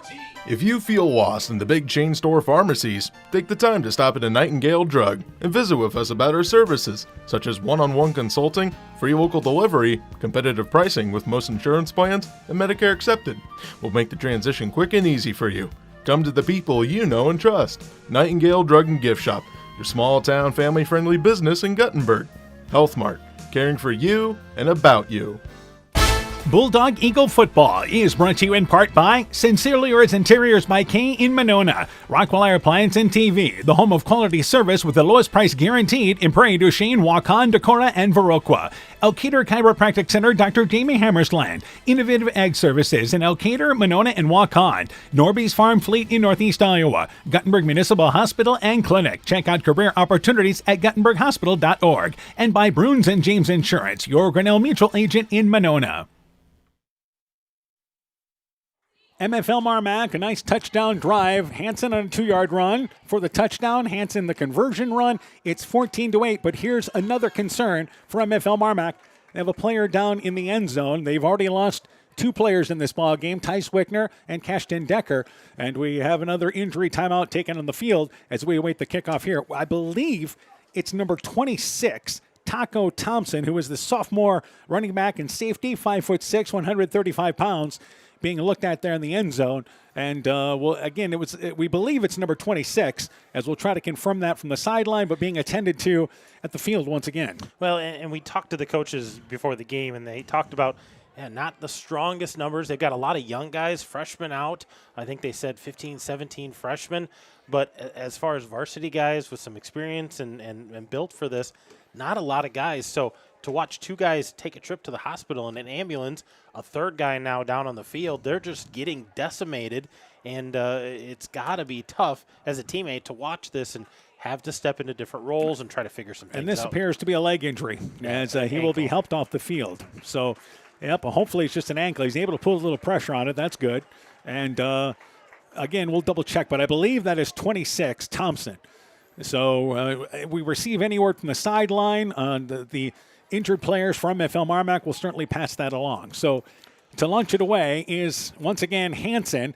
After the Bulldogs, one of those nights where they've had a lot go wrong, and they continue to fight back within 14-8. A lot of things going wrong, but right now the scoreboard says you're in a ball game. You're in a dogfight, and they got to step it up defensively here, get Clayton Ridge off task, and get a stop. All right, we'll get you up to date on scores here in just a little bit, but Hansen again set to launch it away, and he will launch it away from the 40-yard line. Hager back deep to receive. Also back there as well is Oberbrockling. So Hansen, kick far side. It's picked up by Oberbrockling at the 15-yard line. He'll bring up the sideline. He's across the 35-yard line. He's in the open, and he's down the far sideline. He is gone. Hansen can't get him. What a kickoff return by Caston Oberbrockling. It ends up being an 85-yard kickoff return. Special teams add-on for the Eagles. They lead 22-8. You just saw that develop as Oberbrockling got a little momentum, and he found that seam, and he just turned on the Jets. 86 yards, I think, is what that's going to go down officially as. What a turn of events for the Eagles. So he came up, catching it there at the 15-yard line, returns the kick, and the big thing is he had a wedge on the left side. That was the huge part. Yeah, he had blockers over there, a seam that he could get through, and lots of speed to turn on the Jets and finish that off. So Bittner to try to add the PAT after the Bulldogs had a great drive, moved down the field there to get right back into things. Special teams puts the Eagles back up by 2 scores with 6:14 left here in the half. Yeah. So to try the PAT once again is Bittner. Hager to hold. Spot is down. The kick is blocked. Tipped there. MFL MarMac got through it. Number 75 is who blocked that kick there. Got a piece of it. Tristan Hoops and the PAT no good. 6:14 left in the half. Eagles lead 20-8. Let's take this break. Getting to the age of 55 may have earned you wisdom, but Central State Bank thinks you should get something more, like a checking account that earns you interest. We believe you've earned the right to avoid fees for ATM and debit cards, wire transfers, cashier checks, and insufficient funds transfers. Call or visit Central State Bank today and ask about our Classic 55 checking. It's time you've got what you earned. Central State Bank, member FDIC. TNT Power Sports sells and services all makes and models of UTVs and ATVs. We have a nice selection of clean used units available along with new units. Contact Brian, Sawyer, or Tracy for your next UTV or ATV purchase. To keep your UTV or ATV in top-notch condition for work or play, schedule your service work with Brian or Nathan by calling 563-245-1100 or stop into TNT Power Sports north of Elkader on Highway 13 for all your sales or service work. Caston Oberbrockling, an 85-yard kickoff return. The PAT fails. It is 20-8. Clayton Ridge in the lead. MFL MarMac will send Hansen back to receive. Also back there deep is number 13 as well, and Kyler Nearing. So we'll get you caught up to scores. We were going to try to do that before the break, but we had that kickoff return. Kickoff return leaves some excitement out Barring another kickoff return here, we'll pass it along. Bittner, a short kick. Hansen comes up, catches it just outside the 15 at the 16-yard line. He'll bring it up the middle, and Hansen shakes off a tackle. 40-yard line and finally brought down there, and he nearly broke that through. Bittner, the kicker, makes the tackle. And the Bulldogs great field position at their own 42-yard line. Let's update you on scores. West Delaware leads North Fayette Valley in the first quarter, 14-0. Nashua Plainfield leads Postville at the half, 43-0. Edco leads Springville at the end of one, 8-0. We'll continue to keep you up to date on those ball games. First down, 10 yards to go for the Bulldogs, officially at their own 43-yard line. So some positive things happening for MFL MarMac after falling down 14-0, at least offensively. First down, 10 yards to go. They give it to the fullback, Halverson. Not much. Eagles have a host of players gritting with open arms. It'll be a no-gainer, and it's going to be second down now. And again, a case there of it's 10 yards to go. And number 60 making the play there, Nicholas Cox, a senior, 6'1", 180 pounds. The Eagles have a little more depth than what they've had in recent years here. Yeah, especially defensively. They've got a couple different bodies that they can trot out there, and nice tackle there by number 60. Second down. It is now 10 yards to go for MFL MarMac. And Lang, the young freshman, continues to operate under center. And on 1st and 10, Lang fumbles the snap. It's a loose football, still loose there. We don't know who's got it. The Eagles signal they have the football. And the Eagles pick up the football. Holding it up high there is one of their players. Number 56 recovers the fumble in Caleb Ludovesi. And the Eagles force another turnover here. 1st and 10 at the 43-yard line. Each team now with a turnover.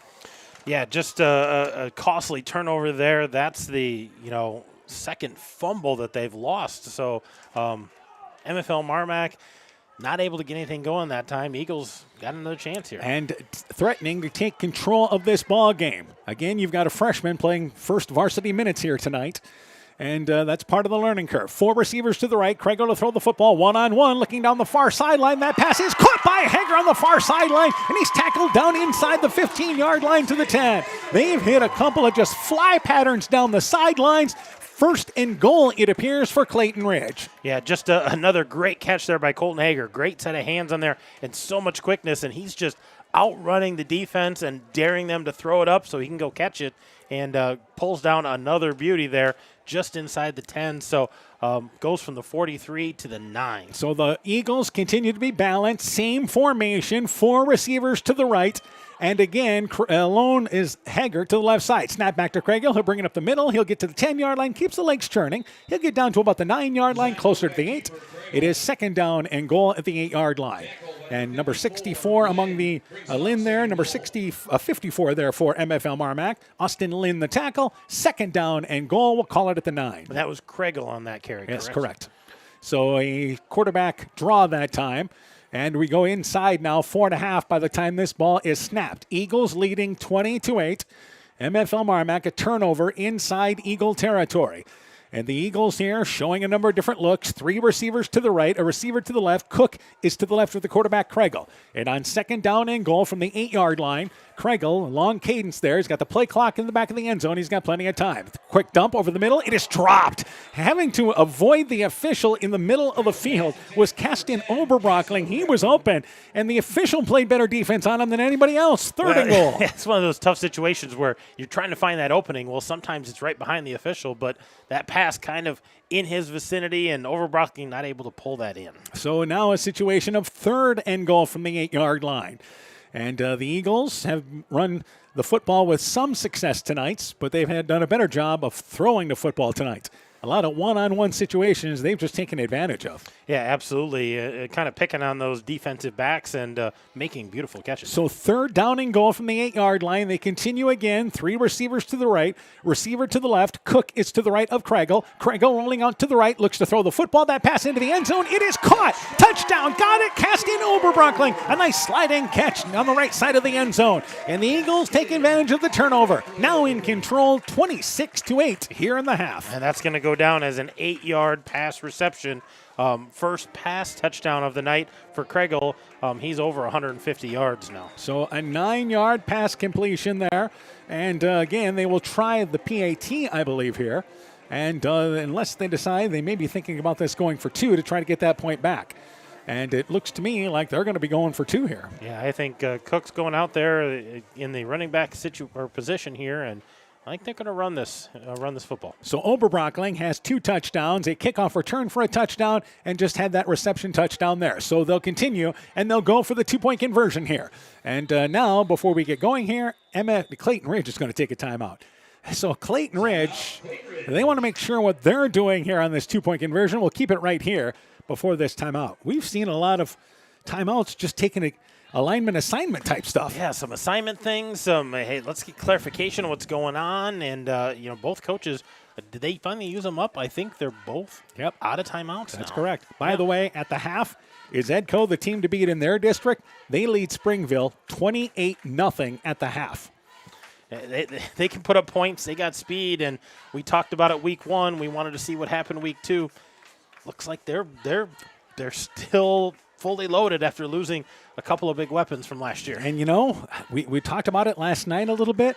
Week number 8, I think it's going to have some implications one way or another. Central at Edco in the final regular season ball game in that district. Yeah, that's going to could be a really, really big game for both of those teams. Playoff implications, district titles maybe in play there. Yeah, I know we got a lot of football to play between now and then, but things are really shaping up like that might be an important ball game. Yep, that's what we're hoping for. That's why we've got it scheduled so far. Meanwhile, the Eagles here reset. They've got Oberbrockling in the slot. Craigle continues to run out of shotgun formation with Cook to his right. And the snap back to Craigle. This time they're going to run it with Cook left side, bounces outside, cuts back inside, and goes in for the conversion. Nice cut there by Gabe Cook for the conversion run off the left side. 4:13 left in the half. Eagles 28 and the Bulldogs 8. Let's take this break. Mom, yeah, put that on my to-do list. There is more and more on my to-do list every day. I can hardly keep up, and I have to make sure everyone is paid. But who has time for the bills? You know who can help with that? Who? Elkader Tax and Bookkeeping. Taxes, but specialize in bookkeeping services as well. Has your to-do list gotten too long? Want help? Give Elkader Tax and Bookkeeping a call at 563-245-2154. NEAT is connecting more and more homes and businesses to reliable, fast broadband internet in Northeast Iowa. NEAT's fiber optic network has expanded and is now offering speeds up to 1 gig in and around Monona, Luena, St. Olaf, Farmersburg, Postville, and surrounding rural areas. NEAT Fiber provides high-quality internet, television, and telephone services at the speed of light. For more information on how to upgrade your speed and services, visit NEITEL.com or call today 877-638-2122. NEAT, connecting you now. 28-8, Clayton Ridge in the lead, and it is again Bittner to launch it away from the 40-yard line. Hansen back deep. Also back there is Nearing. MarMac. So from the 40, it's a shorter kick, and coming up to catch it this time is Nearing at the 15-yard line. Nearing brings it right side, turns the corner, 25-yard line. Takes a nice huddle step there over a special teams defender, and that was number 21 in Sodawasser. He's able to leap above him at the 30-yard line, but loses the footing on the other side, and it's first down, 10 yards to go at their own 33-yard line. So for Clayton Ridge, taking advantage of the turnover, Oberbrockling scores on a 9-yard pass there, completed from Craigle, and Craigle has thrown for 1 touchdown and has rushed for another. Oberbrockling again has 2 scores in this ball game. Bulldogs have plenty of time to work with. 4:06 left in the half, but they need to somehow find a way to answer here. Well, I think you need to have a nice, time-consuming drive. You got 4 minutes to work with. You can use that time up, but I think it needs to end in points to get yourself back in the mix here before half. And remember, they get the ball to start the second half, so you got a chance to double up. First down, 10 yards to go. Lang right side with Hansen, gets to the edge, 35-yard line, and then dropped immediately. And that was Sodawasser, who just made the play defensive correction. It's Gabe Cook. Yeah, Gabe Cook, 6'4", towers above everybody, makes a nice hit after a tough 2-yard run there for Hansen. Yeah, it looked like Hansen had a little bit of green grass there, and all of a sudden Gabe Cook comes up and sticks him hard, puts him into the ground. So 2-yard gain there, and tough running for the Bulldogs tonight. They're still trying to get a nice long drive here with some points at the end of it. So second down, 8 yards to go. Bulldogs continue, same formation here. Lang, and goes up the middle this time, and it is a Halverson, maybe ahead for a yard to the 37-yard line. It's going to be 3rd and long, and it was actually Traster on the carry. So Traster and Halverson have seen some time in that fullback spot. But now 3rd and long for the Bulldogs, and we mentioned this earlier, even when they were healthy, these are the types of things that they got to stay out of, these 3rd and longs. Yeah, they're not built as well for this like they have been in years past, so they want to be a little more ahead on their downs. And, at this point, with time running down, you got to pick this up. You want to keep this going. Try to finish it off. Caleb Nearing lined up as receiver to the left. 3rd down, 7 yards to go. Lang, they run the football with Hansen. Goes between guard and tackle. Lowers the head. Gets by Cook. Able to slide to the first down marker. I think they're going to give it to him. Hansen really keeping the shoulder pad level down. Cook was able to meet him about 1.5 yards or 2 yards short of the first down. But because Hansen getting those legs going, picks up first down yardage. A tough run. Yeah, this is going to depend on the spot. But the way he's standing, it looks like we're going to get that first down. Yep, and our official is saying, let's move the chains. Yep, they're going to move them. So they'll reset the chains here, and then the clock will start back up. 44-yard line, first down, 10 yards to go. We're down to 2.5. So again, the Bulldogs, they're out of timeouts. Keep that in mind. So are the Eagles as far as that goes. But it's first down, 10 yards to go as the Bulldogs finding some success moving the football. Lang up the middle, this time left side, it is Traster. Traster, a couple of yards. He'll get across the 45 out to the 48-yard line. Picks up 4 yards on first down. It's 2nd down, 6 yards to go. Making the play there. We're kind of slow to get up. We got a couple of players tangled. And getting out of the way there is number 8 in Brody McGuinn. And also there, I believe, in the bottom of that pile was Traster, and they're all cleared. And it's 2nd down. Give him a pickup of at least 4 on that. Yeah, 4.5. A good run there by Noah Traster. And the Bulldogs now inside 2 minutes to go, having success here, but gonna have to get a bigger play somehow. Bigger chunks because they're only at midfield here with 2 minutes to go. So 2nd down and 6 from the 48-yard line, and they run it with Hansen right side. He gets to the corner but does not clear it. He got to the corner, but it's tracked down defensively, and that is Gabe Cook. Him and Hansen quickly becoming quick friends. No gain on the play. 3rd down and 6 for the Bulldogs. Both sides of the ball, both of them are running backs at this point. Both of them are playing linebacker and getting to know each other real well. Another score to pass along. It is West Delaware leading North Fayette Valley 20-0. 8:17 left in the second quarter of that ball game. Meanwhile, 3rd down, 7 yards to go. And Lang, let's see what they do with the freshman at quarterback right now on this 3rd down play. And they're going to run it with Traster, but he's hit in the backfield right side, actually left side. And Cook again owns this series. It's a loss back to the 44-yard line as he shot through on the left side. It's 4th down for MFL MarMac. And if you're MFL MarMac here, let the play clock go down as far as you can. Yeah, absolutely. You're going to have to give it back to him, but let that play clock run and talk to that young freshman. You don't have a timeout to take, but tell him, let this clock run down, snap it when it's really, really late, and punt this away. Well, it doesn't look like they're going to punt it. They're coming up to the line of scrimmage, and it's 4th down, 9 yards to go. You're in danger of giving the ball back to the Eagles in their own territory. They're going to go for it, and they run the play with 10 seconds left on the clock. Lang throws it right side. It is caught, I believe, but well short of the sticks. It is incomplete. Cook in on the coverage as they tried to throw it to a running back, Hansen, out of the flat, and it is incomplete. And with 26 seconds to go, the Eagles take over at the 45-yard line. Remember, they have no timeouts to use.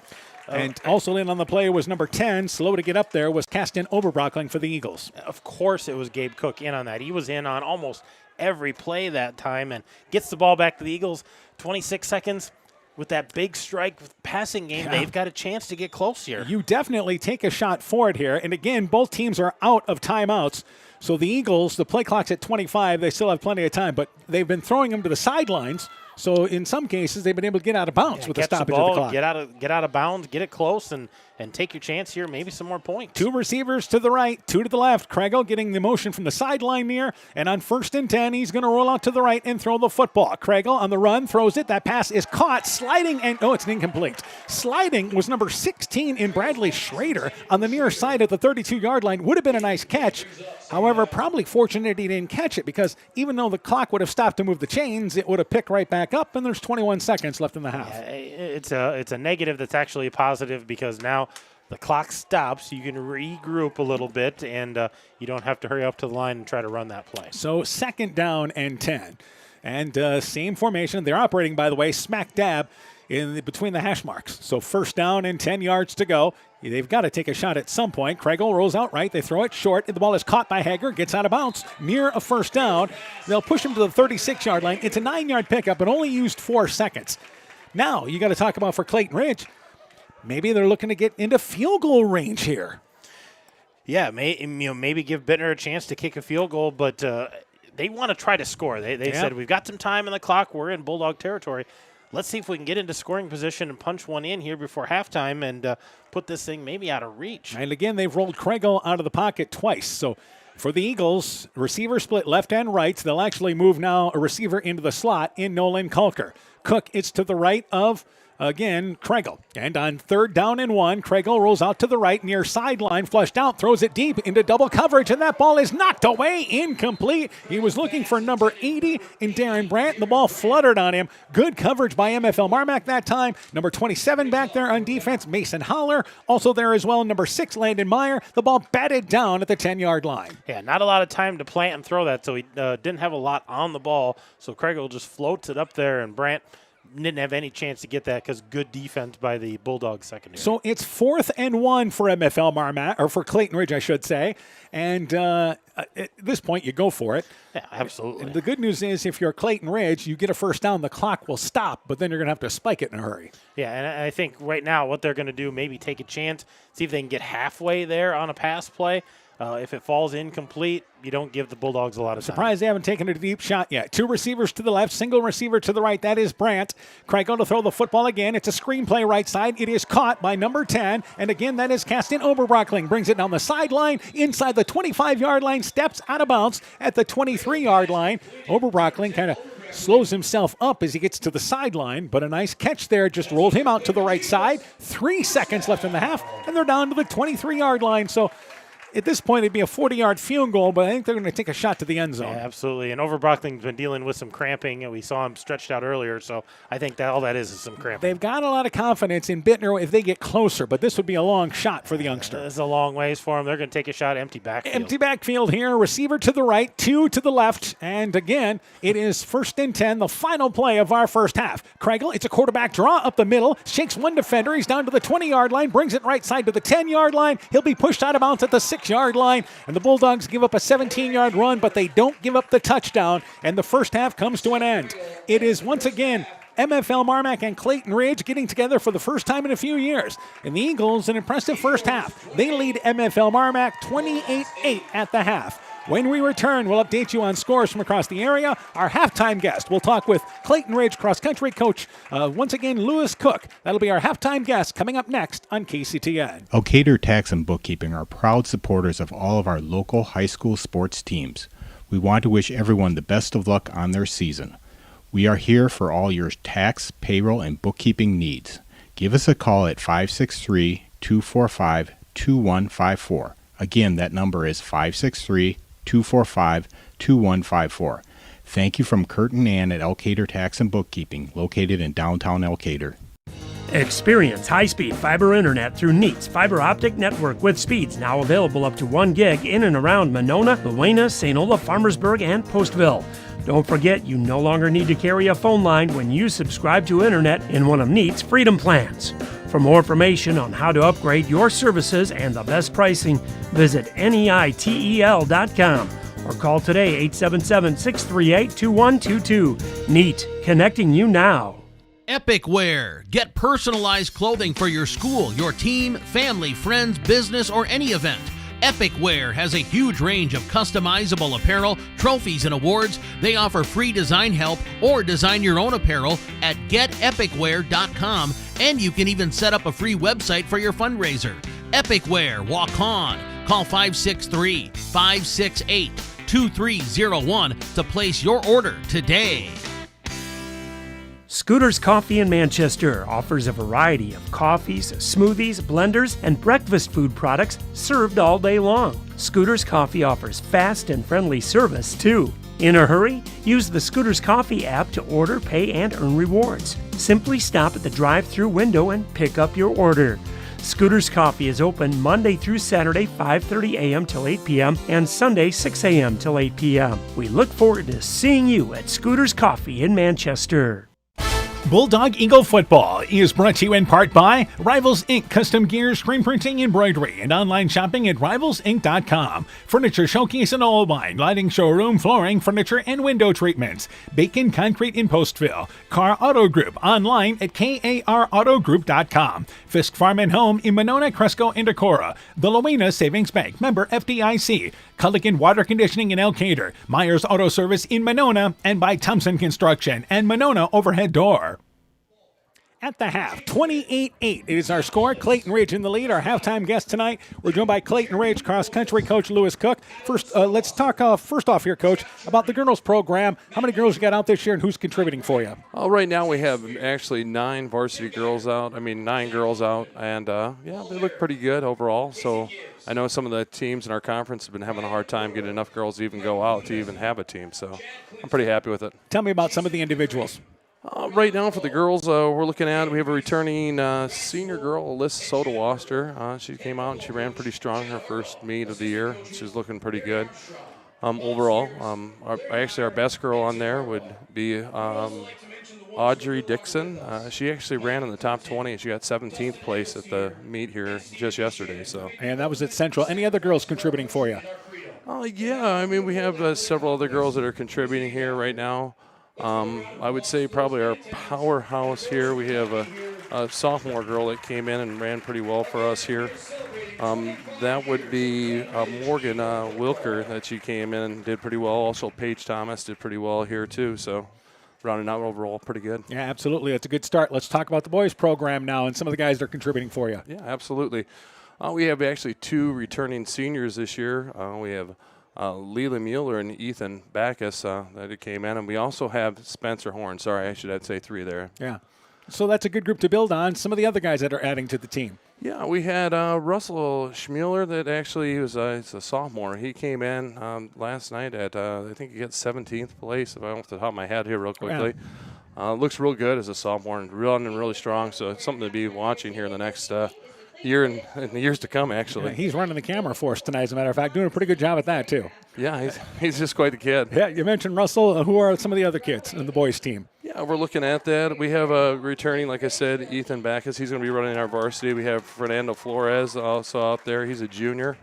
Evan Claycamp there, too, I think sophomore, and we're looking at that real quickly. I think that's pretty much rounding out there, and Tate Armstrong, too. So we have several good kids, and even my son, Luke Cook, so he came in 5th on the varsity team. Yeah, so lots of good things there. All right, now let's talk a little bit about the conference, because it's a new-look conference this year for the girls and boys. Yeah, it absolutely is. But I think we have a couple extra teams that are joining our conference here. So we're waiting to see what that's going to do for the competition all areas across the conference, hopefully to make it even stronger and, more competition, I guess. Yeah, and where do you see your team kind of mixing into things conference-wise? Right now what we're just trying to do, like our boys team, we're just trying to focus on, we have all the boys returning from the previous year. We had a 4th place in conference. We're hoping to just finish in the top half and see where we can go from there, I guess. All right, now as far as schedule-wise, what's coming up for you guys? I know you ran at Central last night. What's coming up for you guys? Or I should say at MFL MarMac last night. Yeah, MFL MarMac there. So we have coming up here, we have our home meet here coming up on Tuesday. So I'd like to see a lot of people turn out for our home meet on Tuesday. So who are some of the teams that are there with you guys?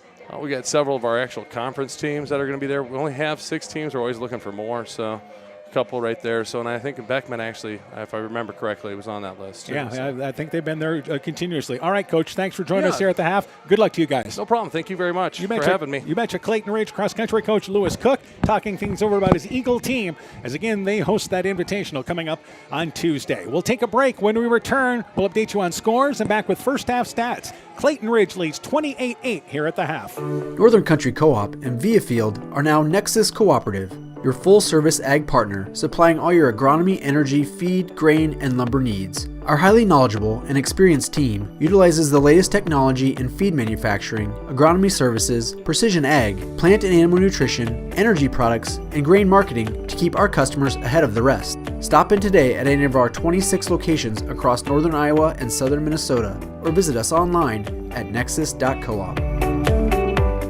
It's back to school time and the fall sports season is underway. Hi, this is Dr. Jessica Wilkie of Family Dentistry Associates of Monona. We have lots to celebrate over here with the excitement of back to school and the recent wedding of our doctors Chase and Daphne Bruner. Dr. Mark Foley and myself would like to extend them congratulations and wish all our area students and athletes good luck this fall. We welcome new patients and look forward to seeing you at your next dental appointment. When I started out in the car business, my dad gave me some good advice. Hi, it's Forrest Brown with the Browns family of dealerships. What my dad told me is when you sell someone their first car, you need a good sales department. But if you expect to sell them their second, third, and fourth car, you better have a great service department. Visit any one of the Browns family of dealerships in Guttenberg, Elkader, West Branch, or Victory Ford in Dyersville and find out why Browns is your hometown dealer, no matter where your hometown may be. At Freedom Bank, you're more than a customer. You're part of our community. We are 100% employee-owned, which means every person you meet is invested in your success. With branches in Elkader, Monona, Postville, and Waukon, we're right around the corner, ready to support life's big moments and everyday wins. Committed to your community, focused on your future. Freedom Bank, we empower success. Member FDIC.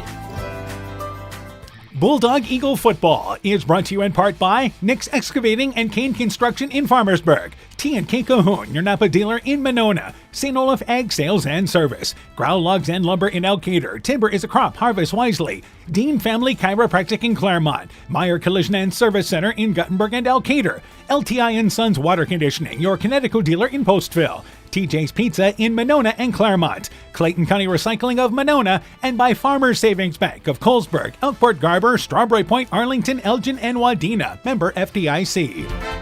At the half, Clayton Ridge leads 28-8. The Eagles took the opening drive, marched right down the field. Gabe Cook scored on a 9-yard run. The PAT by Bittner made it 7-0. Eagles' next drive, they actually turned it over inside their 10-yard line and came up empty. But later on in the early part of the second quarter, Krenkel scored on a 2-yard run. Bittner's PAT made it 14-0. MFL MarMac had really their only drive of the first half, but with replacing three guys they've lost due to injury in this ball game. Hansen scored on a 2-yard run. They got the conversion run to get back in within 14-8. As again, you've got Lang taking over the young freshman at quarterback, directed the drive nicely. However, after that touchdown, Kasten Oberrockling with an 85-yard kickoff return. The PAT failed. It was 20-8. And then after MFL MarMac having to kick the football away, nice drive by Clayton Ridge. It's actually a fumble by MFL MarMac short of midfield. It was Kregel hooking up on a 9-yard pass play with Oberbrockling. Cook, the conversion run, 28-8. It is Clayton Ridge in the lead at the half. We turn things over to Coach Hammond. Let's start with Clayton Ridge, first off on the totals. Yeah, we'll start on the ground. Seth Kregel leading the way. He's got 7 carries, 59 yards, including that 1-yard touchdown run. Gabe Cook has 6 carries, 18 yards, that 9-yard touchdown run, and Kyle Sodewasser with 1 carry for 2 yards. So they've got 14 carries, 79 yards on the ground. In the air, Colton Hager leading the way with 4 catches, 105 yards. Kasten Overbrockling 5 catches for 49 yards, but he had that 8-yard touchdown reception. Darren Brandt had 1 catch for 3 yards, and Bradley Schrader had 1 catch for 16 yards.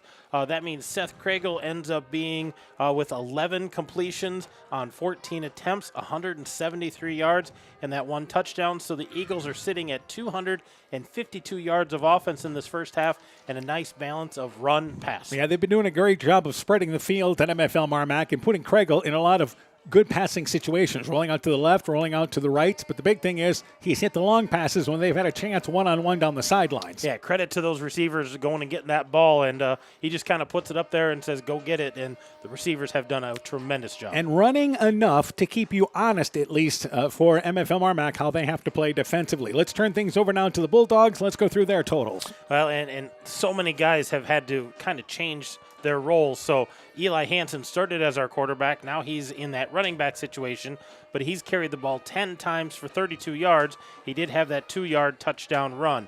Braxton Halverson, 6 carries, 53 yards. He leads the way yardage-wise. Kasten Decker, before the injury, had 4 carries for 5 yards, and Noah Tracer, 4 carries for 7 yards. So 24 carries, 97 yards on the ground for the Bulldogs. Hansen was 1 for 3. He had a 10-yard completion. That was to Kasten Decker, again, before the injury. Easton Lang had 1 completion on 2 attempts. That was 5 yards to Eli Hansen when he kind of switched roles. So 15 yards in the air on 2 of 5 passing. So total yardage for the Bulldogs is 112 yards in the first half. And again, they lost due to injury. In case you're just joining us, Tice Wickner right away in this ball game, Cashton Decker in the first quarter, and Anthony Bunting as well after they scored their touchdown. So they have lost 3 guys that, again, they were expected to lean on heavily this year on both sides of the ball. Both sides of the ball, and 2 of those guys, not lights of flashing, but they hopped in the ambulance and got a ride to the hospital. So we hope that they are doing well. We hope, all precautionary, but big numbers, big expectations out of those kids, and some of these young guys had to step in, and they made a wholesale change there. They took their last time out, and that's when they put Lang in as quarterback, moved Hansen to the running back position, and kind of retooled, and that's when they had their touchdown drive. Yeah, that was the best thing that they did in that first half, and that's not bad because you're working on something that you haven't even practiced with this combination. Practiced. Absolutely not. This is kind of drawing it up in the dirt, and let's figure it out. You have a backup quarterback, and it's somebody you're going to play a running back. Now all of a sudden you got to replace 3 guys in the backfield, and obviously we mentioned what they mean to them defensively, so hoping for the best to those 3 fellows for MFL MarMac. Couple of scores now. West Delaware leads North Fayette Valley. That is in the second quarter, 28-0. Nashua Plainfield going into the fourth quarter leads Postville 57-0. Edco leading Springville at the half, 28-0, and we hope to give you an update on Starmont and St. Ansgar, at least a final score from that ball game. So again, our score, 28-8, Clayton Ridge in the half. Back with the second half kickoff. Bulldogs to receive after this. The Woodland Eye Clinic in Elkader and West Union are proud sponsors of high school sports. We are committed to bringing our patients the highest level of total eye care with detailed one-on-one attention. Our offices offer the newest technology and equipment with a professional team of experienced staff that is committed to you. Call us today for your next total eye care appointment. The Woodland Eye Clinic in Elkader and West Union supports all of our local athletes taking the field or court this season. This is Chris Holbert, General Manager of Hall Roberts Son Incorporated in Postville. We would like to wish the area student athletes both a safe and successful sports season. We have been a community-based company since 1864, servicing and supporting the area ag industry with products necessary for daily success. We look forward to continuing to serve and support both the ag industry and high school athletes in our surrounding communities. Thank you and good luck from the families at Hall Roberts Son. Hey sports fans, take a time out to call Garms Financial Services for all your insurance needs. Whether you need auto, home, farm, health, crop, or business insurance, Garms Financial Services and Grinnell Mutual has you covered. You'll receive quality protection, expert advice, and local friendly service. Owner Brian Bugenhagen, along with his staff, look forward to serving all your insurance needs. Call them today for a free competitive quote. Garms Financial Services, located in Elkader and now also in Monona, your trusted choice agency. Boisier Lumber Company in Guttenberg and Elkader, your do-it-best rental center, handles Midland garage doors for residential, commercial, and agricultural needs. Midland Steel Garage Doors provide the best all-around value when appearance, security, durability, and low maintenance are desired. Boisier Lumber and Midland Doors take pride in providing their customers with top-quality products and superb customer service. Contact Boisier Lumber in Guttenberg and Elkader, your do-it-best rental center for Midland overhead doors sales and service. At the half, Clayton Ridge leads 28-8 is our score. To get you those injury updates, it was actually Cashton Decker along with Tice Wickner and also Taco Thompson were the 3 players that have left this ballgame with injury. Also leaving this ballgame as well is number 23 in Anthony Bunting, and we see Bunting, I believe, down there. Correction, it's Thompson down there. And we're looking at the far end of the field, and we'll try to find out who that is for sure. Yeah, but Bunting went out. He was trying to stretch something out, so this could be 4 different injuries. So either way, a lot of injuries for the Bulldogs in that first half. And I believe that is Thompson, 26, down there. All right, so and I'm looking for Bunting on the sideline. I haven't found him yet, but we're hoping he's okay as well. Yeah, so again, so basically they've been playing now without 4 players, but Thompson, again, left the game earlier with an injury, as did Bunting, and we know that those guys will try to return, but Tice Wickner and Cashton Decker, they are out of this ball game tonight, and we're certainly hoping that those 4 guys can recover for MFL MarMac. We did not get a chance to talk with Coach Burke up here in the press box. Actually, they're on the field right now because at this point, they're just trying to get, as we talked about, alignment, assignment football. Yeah, I think that extra coach on the sideline of who needs to go in this spot, who needs to go here, just helping out with everything on the sideline. It's almost a case there. It's almost like it's a scrimmage game. Well, let's get these guys in. Let's get this, because you're just searching now. Yeah, you're trying to search to see who can fill that slot and who's going to help you out. And, just some sideline management down there. And obviously for MFL MarMac, they got to go to 2-2 in New Hampton next week for a ball game. So that will be a tough challenge for them. Coming up on the road, another non-district tune-up for them, and they open up at home with Beckman to start district play. So to launch it away once again is Bittner. Second half underway. Back deep there is number 10, number 14, and that is actually 13. That is Nearing. Nearing catches it at the 10-yard line, brings it right side. He's out to the 25-yard line, tackled between the numbers, and a 15-yard return. First down, 10 yards to go at their own 25-yard line. All right, for MFL MarMac, you're going to have to run the football here, and the best drive they had, they were able to mix in Hansen running the ball, ran with the fullback a couple of times, and it's really going to lean on the guys up front here to help them out. Yeah, I think it starts with those guys up front. Hansen's been running well. Halverson's having a nice night. Even Noah Traster stepping in there, getting a few carries to keep them honest, but it's got to be the guys up front. 3 receivers to the right and a wing back, and they're going to go with Hansen back at quarterback, and he brings it left side. Hansen to the 30-yard line. First down yardage across the 35-yard line. So this is one of these plays of, it's almost, for MFL MarMac offensively, we're drawing things up in the dirt here, kind of. Absolutely. It's like, hey, let's try this. Let's see if this works. And, again, that's why extra coach down on the sideline, Coach Burke, usually up here with us, but down there on the sideline going, let's try this. Let's see if this works. Yeah, you're this twig. You're the bottle cap. We'll go out this way.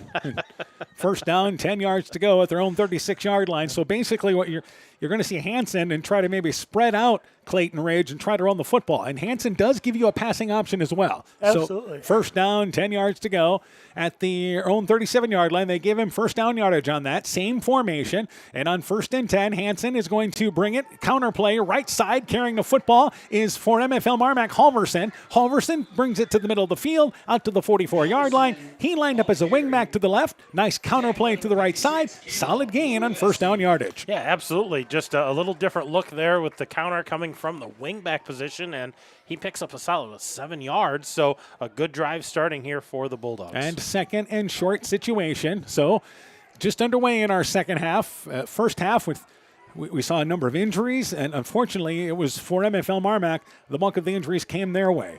So it's second down and short, and now Lang is back in at quarterback, and you could see him and Hansen talking about where I'm supposed to be on this play. Second down, 3 yards to go. They run it left side, carrying it is Traster. Traster first down yardage off the left side of the line, inside Eagle territory, and he's down to the 48-yard line. Now, this is what we're talking about. I mean, you're just basically bringing players in here. You come on in here, the young freshman. Ran the show well on their touchdown drive and makes his first appearance at the second half. Well, yeah, I think that's something that's kind of getting lost in this situation right here because there's so many guys in new spots, but Easton Lang, the freshman, stepping up and running the show out there. You've still got Eli Hansen in the huddle, but he's more on the receiving end of passes and handoffs. Easton Lang's kind of running the show, and kudos to him. First down, 10 yards to go. Back under center is Lang. And on first and 10, they're going to run it with Hansen right side. Gets to the corner, able to pick up a couple of yards. Gabe Cook makes the play. Only a pickup of 2 right side, down to the 46-yard line. Give him a solid 2 and a positive run on first down for the Bulldogs. How many times have we called Gabe Cook's name tonight? He has just been flying around the field. When it says something about the guys up front able to control the blocks for Clayton Ridge off that side of the line. Yeah, absolutely. He's coming from that second tier and stepping into the gaps that are being opened up by the guys in front and making those solid tackles. We talk about, for MFL MarMac, so many new faces this year. They only returned 1 starter back from a defense a season ago. And obviously in offense, same situation. Back to the formation with Hansen at quarterback, by the way. So he runs out of shotgun formation, 3 receivers to the right, wing back, and they're going to snap it back to Hansen. Hansen goes left side inside the 40-yard line. Hansen down to the 31-yard line. 16-yard pickup on second down and 8. Bulldogs finding some success, and it's first and 10. Well, and I think they're throwing so many different formations, and you can see the coaches on the Eagles sideline. No, they're doing this, they're running this, and they just got to figure out what they're throwing at them. Getting back to the Bulldogs being the young team this year, this is a Clayton Ridge team that's been young the last 2 years, and now finally they've grown into bigger roles this year. Yeah, but for drawing in the dirt, they're doing a great job of getting Clayton Ridge off balance right here. First down, 10 yards to go for the Bulldogs. Snap back to Hansen. It bounces to him, but he picks it up. Hansen to throw the football, looking left side. The pass throw, no, it is incomplete. Looking for Nearing down at the 25-yard line. It was covered by Sodawasser. It'll be second down and 10 yards to go. He dumped it short on the weak side. Well, that ball bounced all the way back, so Hansen did a nice job getting the ball up off the ground, getting the ball set in his hands and trying to deliver that. Just nothing going there. Nice defense by the secondary for Clayton Ridge that time. As he brought it to the right and threw back to the left, a tough pass to get to. So second down, 10 yards to go at the 32-yard line. Same formation again. Hansen continues in at quarterback on this series. So 3 receivers to the right, a wing back to the left side, and it's a high snap. Hansen bobbles it, picks it up. It's a busted play. Hansen able to break a tackle, though, make positive yardage out of it. Brings it left side inside the 30 down to the 29-yard line. Looked like it was going to be a loss of 6 yards. He shook off a tackle by Sandoval in the backfield, picks up positive yardage there, and third down and manageable somewhat for MFL MarMac. Yeah, you look at that, and that could have been pretty disastrous, and he made a lot of gain out of something that should have been a loss. So Eagles tackling not quite as secure on this drive. Bulldogs getting something going, but those guys up front. Certainly in 4-down territory. Third down, 6 yards to go. They run it with the fullback. Shaking off a tackle is Traster. Traster brings it right side. Can't get to the corner. Stretched out well by Clayton Ridge defensively. He'll push it inside the 30 to the 27-yard line. And it's going to be fourth down now. In a long 4 yards to go, I would say. They have to get to the 29-yard line. They're at the 33. It's going to be a fourth down situation, and obviously it's go for it in this situation for Clayton Ridge. Yeah, looking at the yard markers over on the far side, they got probably about 6 yards to pick up here, and they're capable, but Clayton Ridge, they're going to send the house here. Yeah, scoreboard had 4th and 3 initially, but it is 4th and 6. They had the first down at the 29-yard line. In motion is going to, and there's a flag before this play even gets going. In motion was once again Halverson to the left side, but it is a false start penalty against MFL MarMac. That'll move him back 5 yards and make it fourth and now longer distance for the Bulldogs. And again, this is a case of somebody flinching, and it was, I believe, a receiver on the right. Well, and you almost think, okay, do you have to rethink this? Do you punt it away? But you're on Clayton Ridge's 34, 33-yard line. You got to pick up 10 yards, 11 yards, but maybe you can. I don't know if the benefit would be of punting in this situation. Hey, you punt it back, goes into the end zone. They get the ball at the 20 anyway. And I think at this point you're down 28-6, just looking for anything to happen. We saw them go for it from their own 30-yard line on fourth down. And now Lang is as a receiver to the left side. So he had played some quarterback. He's in the slot on the left side. Hansen in the backfield as a quarterback to throw the football. Hansen rolling left, throws it short. That ball is knocked away and almost intercepted. Deflected in the air, and that is, again, Gabe Cook getting that 6'4" frame to jump up and knock the ball down on the batted pass, and the Eagles get a stop on downs. That young man plays basketball, and he is a phenomenal rebounder, so we know he's got some ups, but got up in the air that time, just batted that thing, and it kind of danced in the air a little bit. Nobody able to get to it. They're going to take over on downs, and what a stand there by the Eagles after MFL MarMac kind of got something going there, not able to finish off a drive. And again, the penalty kind of pushes you back a little bit. Lang playing wide receiver after playing quarterback as a young freshman thrown in there. First down, 10 yards to go. Eagles at their own 33-yard line. Into the game for them is Nolan Kalker. Lines up as a slot to the left. Spread formation again for Clayton Ridge. And they run the football with Cook. Cook, a couple of yards up the middle. He'll get to the 35-yard line and pick up first down yardage of about 4. And it's going to be second down, 7 yards to go. Hansen, by the way, we talk about Cook, how he's been all over the field, but Hansen has been in a number of plays, not only carrying the ball, but also defensively. And another Bulldog down at the 35-yard line. Halverson. And this appears to be a cramping issue, though. Yeah, this is Halverson with some cramps. So that's what at least it looks like from here. But the Bulldogs, again, playing without 4 players that they have lost in this ball game. And the good news is Halverson quickly up there, but they'll have to stretch him out on the sideline. And again, you lose another player. I mean, he's a senior, one of your captains. He's going to have to sit down a couple of plays just to get rehydrated. Yeah, they're going to have to get some water into him, get some salt into him, get that thing stretched out. But you kind of saw that at the end. He went down kind of funny because that thing locked up on him and had a teammate trying to stretch him out, keep him on the field, but no going there. By the way, was there a turnover there? I think so. Well, the Bulldogs were pointing that we've got the ball, and I never saw who had it. But all of a sudden, the Eagles are out there on defense. Looks like the Bulldogs are on offense. So Yeah. I think we've got a turnover. So somehow we had a turnover there. If you're watching live video, hopefully you caught it. But it's first down, 10 yards to go. But it looked like the play was whistled dead, and we were so concerned about another injury for MFL MarMac. Yeah, we were worried about, okay, is this something serious? Is this cramps? What's going on? We didn't even see. Bulldogs came up with the ball. So big turnover. They got to capitalize here. Yeah, absolutely. Chance to get back in the ball game for the Eagles. Their second turnover. So first down, 10 yards to go. 38-yard line for the Eagles here. Defensively, Bulldogs inside their territory. Hansen continues at quarterback now. And the snap back, Hansen to throw the football again. Dropping left, he throws it. Hit as he throws it, but he's looking one-on-one. It's a jump ball down at the 10-yard line. Pass overshot. It is incomplete. And it's second down and 10 yards to go. And we have another Bulldog slow to get up there. The receiver on the far left side, and I believe that was number 6, Landon Meyer, I believe. I couldn't see if it was a 6 or a 7 over there, but, I'm kind of surprised that Bulldogs take a shot. I understand, hey, maybe we get back into this, but that was well defended and no chance of catching that. So now you're second and 10 instead of, picking up a few yards on run play. And so they, again, the player, I believe it was Landon Meyer, but we'll double check that. And it happened on the far side of the field. Yeah, and they went right behind the coaches. Yeah, so it's not Meyer because Meyer's back out there on the play. So it was actually, I believe, 26 into the ball game, and that was Taco Thompson who came back in. So it's now second down, 10 yards to go. Again, Hansen to throw the football, and the ball almost intercepted. It is dropped. Jumping the passing lane in the middle of the field was number 56 and Caleb Ludovisi, and the pass was intended from behind him, but it was incomplete. Just didn't haul it in. It's 3rd and 10. Yeah, right in that young man's hands, and he knew it as soon as it hit the ground. He's like, I should have had that. A well-thrown ball there by Eli Hansen. Just had a lot of zip on it. A linebacker's dream. Aiden Meyer was the intended receiver, and he will check out of the ball game, but 3rd and long on territory here. So now we've got a timeout taken here. Coach Mosier taking a timeout here, and I believe, there's got cars that got their headlights on. Yeah, so if you're listening to us out there, please turn the headlights off. Yeah, we love that you're listening to us. Just turn off the lights because they're shining right into somebody's eyes, and Coach Mosier was right over there. Turn those things off. We can't see. So Coach Mosier running down there, and at first you thought, the Eagles don't have a player down, do they? That's what I thought. I didn't know where he was going, but just getting some lights turned off. And both teams will tell you, and especially MFL MarMac, we have seen too much of that in this ball game tonight. So here it is, 3rd down, 10 yards to go. Hansen is going to run a stretch play. There's a flag, and this play blown dead. And again, for MFL MarMac, it is 3rd down, 15 yards to go.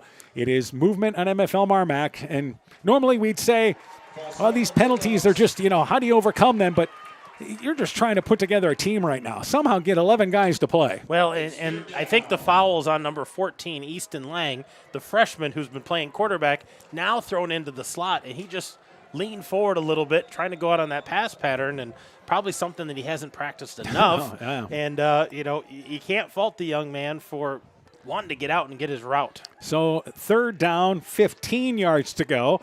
And now here's a good example. They're moving Lang, who was lined up as a slot to the left side, has to go over to the right side here, and he'll probably need to get to the line of scrimmage. He is off the line of scrimmage right now, and there's the snap. They don't throw the flag. Hansen has the ball deflected, and that time it's Cook that time. His second deflected pass on 3rd down. Earlier, the last one on 4th down. This one on 3rd down here forces the Bulldogs to a 4th and long. Well, and if you're the Bulldogs, you're trying to fight, you're trying to scrap, you want to pick this up.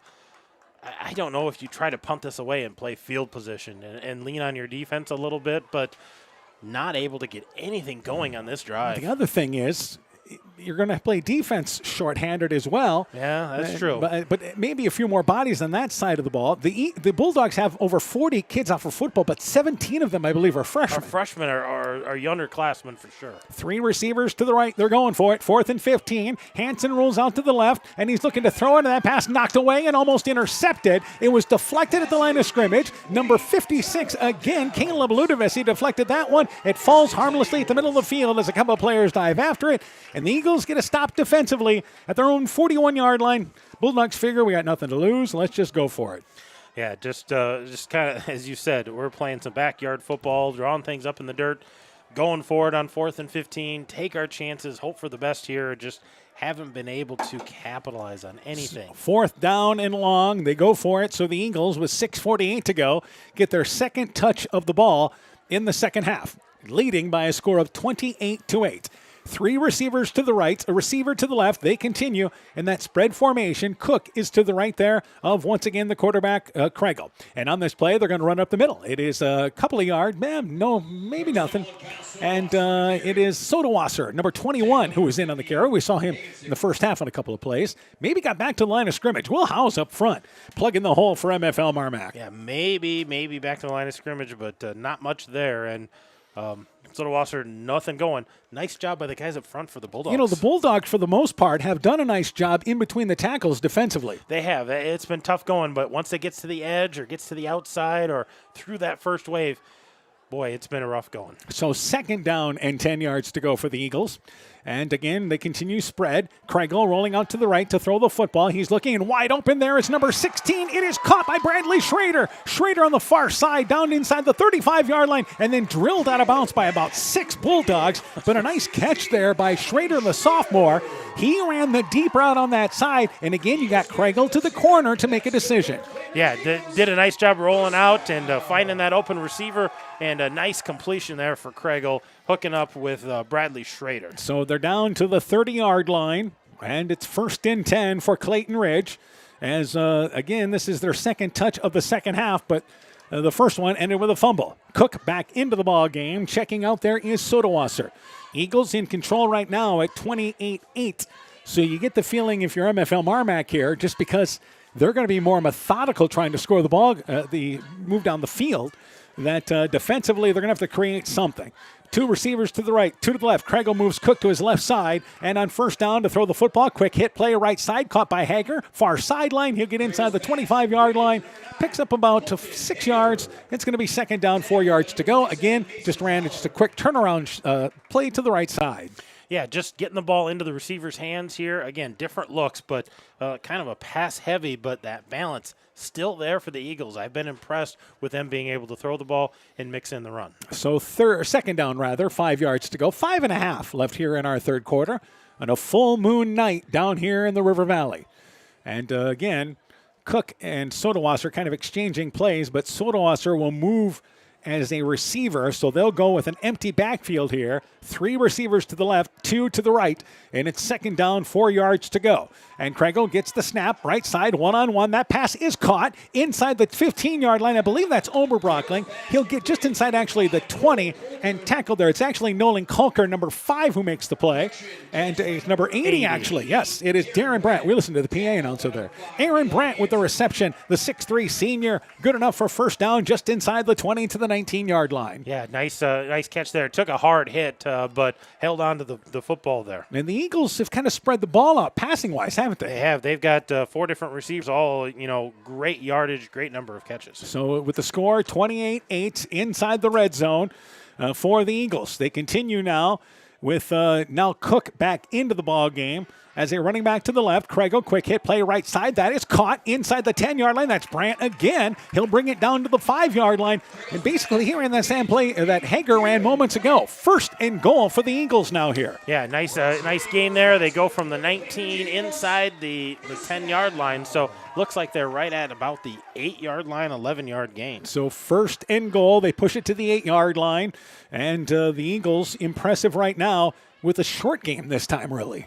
Yeah, absolutely. Just dinking, dunking, not taking the big deep ball, but able to go underneath with a little bit. And do they operate from the right hash mark? They're going to run it with Cook. Cook trying to bounce to the outside. He does. 10-yard line, able to stiff arm a defender and goes in near side for the score. Touchdown by Gabe Cook, his 2nd touchdown run. This is an 8-yarder, and it's 34-8, Eagles in the lead. Yeah, another nice run there for Cook, able to get it into the end zone, but had to push off a defender there, but a good hard run there. He's had a great night, that young man.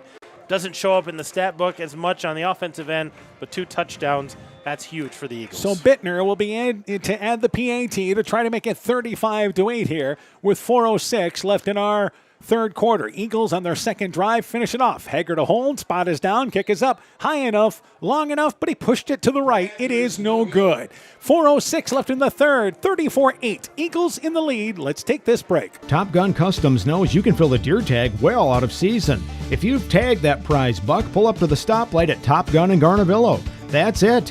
Bob and his technicians have been repairing vehicles for over 45 years. We write the estimates, take the photos, and deal with the insurance company for you to ensure your vehicle is repaired quickly and, most importantly, safely.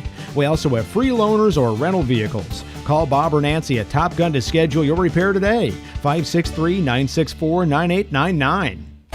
Bulldog Eagle Football is brought to you in part by Morris Funeral Home in Guttenberg and Garnavillo, Rivertown Family Dentistry, Dr. Alicia Waukee in Guttenberg, Bender's Foods in Guttenberg, Community Insurance of Iowa Hometown Agency Monona, Auto Home Business Crop Farm and Life, Smithy's Oil and Tire in Monona, Garden View Place in Monona, Ashbacker Building Supplies in Rossville, Kanako Floor Covering in Monona, Vorwald Enterprises Inc. in Monona, and by Ems Machine and Manufacturing in Monona.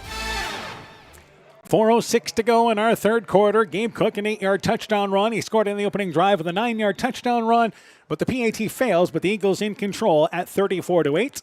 Bittner to launch it away again. It is returnable. That is Nearing, who goes back inside the 10-yard line. Nearing brings it up the left sideline now. He's across the 20-yard line, a hook there at the 25-yard line, across the 30, and brings it out to the 35-yard line. 26-yard return. First down, 10 yards to go for the Bulldogs at their own 36-yard line. Now, if you are MFL MarMac here, and it looks like they've got a couple of players seriously injured in this ball game tonight there. So you go to New Hampton next week, which is a non-district ball game, but you're now looking for finding some things that we can just build on the rest of this game and for the next couple of weeks perhaps. Yeah, guys that can fill slots, and you know, you're going to have to get them reps in practice to get them ready because some of these guys probably don't get those first-hand reps. Lang back in at quarterback, and first down, 10 yards to go. They run with Hansen. Hansen gets to the corner left side, able to lower his head, gets up to the 40-yard line, fumbles the football, but I believe MFL MarMac may have gotten it as they had a couple of players at the 48-yard line. The ball squirted out of there, and the Eagles signaling that they have it, but the officials have not signaled yet, and I believe it's going to be a first down play as the ball was fumbled ahead, and the Eagles have a player, Brandt, picking it up saying, I've got it. The officials have given no sign yet. Clayton Ridge coming off the field, and finally the officials say, I guess it is Clayton Ridge ball. The official was right there. They were right on top of it, and it took till the last guy was up, and he's like, I got it. I'm an Eagle, and I've got it. So give the ball back to the Eagles. The troubles continue for the Bulldogs. And Hansen, who's been just, when he's run the ball tonight in this ball game, he has run hard, but he has had a pile tackle him about every time, with the exception of Gabe Cook. Yeah, yeah, Gabe Cook's been really good solo, but when he's been gang tackled, they've done a nice job of bringing him down and, again, stripped the ball there because they had a lot of hands. So it is, again, another turnover by MFL MarMac. Again, they also turned it over inside their own 30-yard line. So first down, 10 yards to go for Clayton Ridge. Two receivers to the right, two to the left. And on first and 10, they're going to quick right side. There's Kregel has the ball batted in the air again, but Kregel falls down on it. It was a forward pass anyway. But I believe that's Hansen getting back there defensively, got a hand up to bat it down. Yeah, Hansen knocked that down, and I think Seth Kregel was thinking, I could catch this, trying to catch it, and it wasn't going to go anywhere, so it falls incomplete. We'll go second and 10. So, yeah, second and 10 here at the 48-yard line, rather. I was thinking we got a 40-yard field because we're so used to doing 8-man games. That kickoff return by Oberbrockling earlier is the fourth game in a row we've had a kickoff return for a score. We're 4 for 4. Yeah, that's interesting. Second down, 10 yards to go. And they're going to run it. It is again Sodawasser, hit at the line of scrimmage. Will Howes there meets him. Maybe a loss of a yard on that one. Again, the Bulldogs, they've been tough to run up the middle, and it's third and long now for Clayton Ridge. Yeah, Clayton Ridge in a situation they haven't been in a lot tonight, being third and long here, so they're going to have to dial something up. They've been able to pick up these long, third downs, second downs, going on fourth downs, but Bulldogs, guys up front, just continue to work hard. They've been impressive tonight, a bright spot for MFL MarMac. All right, so for Clayton Ridge, again, they'll be at Postville next week in a ball game we'll have for you here on KCTN. Then 2 weeks, Starmont will be here at Clayton Ridge. And the Eagles felt like the start of their schedule, they could get off to a good start, and they certainly have done that. They have so far. Third down, 11 yards to go. Craigle rolling out to the left to throw the football. Instead, he's going to run. He brings it inside the 30, 45-yard line, lowers the head. Nice tackle by Nearing. There's a penalty on the back side of that play, and it's a third down run of about 7 yards, but it is holding against the Eagles, and Hansen was the defender who was held. Yeah, Hansen was right where that flag was, and he was thrown down to the ground, so not able to get to Craigle before he got to the corner. We're going to back him up here because this was behind the line of scrimmage. That's going to back him up 10 yards. One thing we've seen from Clayton Ridge, that it's another holding penalty against him, but they haven't had a ton of penalties in the ballgame, and that was one of those areas they really want to improve upon this season. Yeah, they wanted to improve upon that, and we were worried about that coming into tonight's game because they only played part of a first quarter last week, so you don't have a chance to work out some of those bugs, and they've been playing pretty clean tonight. Coach Mosier's going to be happy about that. And our official here, they're going to mark it away. I got to be honest with you. Our officials have just been kind of going through, not a big rush tonight. Methodical, getting things, making sure they get things correct. And, but they're doing a great job. And the yeah. other thing is we have officials tonight because there's so many teams that have to play on Thursday nights. That's why we've had ball games the last 2 weeks. So hard to get officials. Next year, we'll have a couple of ball games on Thursday night too, likely. And we appreciate all these officials, and we encourage people to go be an official. Help them out. Yep, third down, 21 yards to go. Craigle, it's a quarterback draw, and he gets a couple of yards up the middle. MFL MarMac, nice job defensively. Aiden Meyer kind of filling in there. They bring it out to the 45-yard line. It'll be fourth down, and it's going to be about 17 yards to go. And I think the Eagles are going to punt, and this will be for the first time in this football game tonight. Yep, they've had a couple of fumbles, and the end of the first half. Otherwise, they've been scoring a lot. So this will be our first punt for Clayton Ridge. And again, it's their first punt of the season because they only played 3 plays defensively last week and just had a touchdown drive in that ball game before it got called. So Bittner, who does the field goal kicking chores for them, will do the punting chores at the 32-yard line. Hansen deep to receive. Bittner, the left-footed kicker, gets a nice high kick off. Hansen is going to let it bounce as it ups at the 25-yard line, goes inside the 20-yard line, and again, it will be down there by the Eagles as it rolls on the far side to the 17-yard line. Hansen, again, one of those guys, he's a senior, and he's everywhere. You put him at running back, you put him at quarterback, he's got to return kicks for you, punts for you. And again, he's a senior, so you're going to lean on him quite a bit. Well, and you could just see the competitiveness that's in him. That ball was kind of rolling, and he wasn't going to be able to get away, but he was looking, is there a chance? Can I pick it up? Can I pick up some yards? I want to return this, and he's still competing out there in what's been a really tough night for these Bulldogs. First down, 10 yards to go for MFL MarMac. This is certainly different. I mean, it's been since 2018 that they have been in the postseason. They're in the mix of things, and this is a brand-new team, basically. And first down, 10 yards to go. Lang, the freshman, fumbles the snap, but I believe able to fall on it there. And it's going to be second down, 10 yards to go. Good job there by Lang, the young freshman, falling in front of it. As we mentioned, a team that was not deep to begin with, but they have now basically lost 4 players in this ball game due to injuries. Yeah, guys that just aren't out there very much, are having a chance to play a lot in this varsity game, and they're going to have to look into those young freshmen that they've got and maybe try to fill some holes. So first down, 10 yards to go as still continue from the 17-yard line. And that time, the Eagles busting up that play through as they gave the football right away on the running play, tried to go up the middle. And I believe that was number 4 carrying it. And it was Parker made the stop there defensively for Clayton Ridge. Yes, that was number 4. And that was, again, Traster on the carry for MFL MarMac. And it's going to be now a third down and long situation. Third down, 12 to go, and maybe our final play of what is quarter number 3. The Eagles up by 26. 3 receivers to the right here, and a single wing to the left. Hansen, by the way, moves to the quarterback spot. And on third down, 12 yards to go. Hansen just going to boot it to the left. And again, couple of yards. Cook there to meet him. A host of other Eagles. He gets out to the 20-yard line. It's a 5-yard pickup. It'll be 4th and 7 when the fourth quarter gets underway. We go to the fourth. Our score, Clayton Ridge 34, MFL MarMac 8 as we go to the final quarter. Are you wanting to eat better, feel better, get your weight or other numbers under control, and need someone to hold you accountable? This is Brandy Strube, registered dietitian with Veterans Memorial Hospital. I welcome consultations with patients of all ages and look forward to helping you meet your nutritional goals. Please call the hospital to set up an appointment or ask your doctor for a referral at your next visit. Exceptional caring people, Veterans Memorial. Bulldog Eagle Football is brought to you in part by Sincerely Yours Interiors by K in Monona, Rockwell Appliance and TV, the home of quality service with the lowest price guaranteed in Prairie du Chien, Waukon, Decorah, and Viroqua. Elkader Chiropractic Center, Dr. Jamie Hammersland. Innovative Ag Services in Elkader, Monona, and Waukon. Norby's Farm Fleet in Northeast Iowa. Guttenberg Municipal Hospital and Clinic. Check out career opportunities at guttenberghospital.org. And by Bruins and James Insurance, your Grinnell Mutual agent in Monona. Highlights.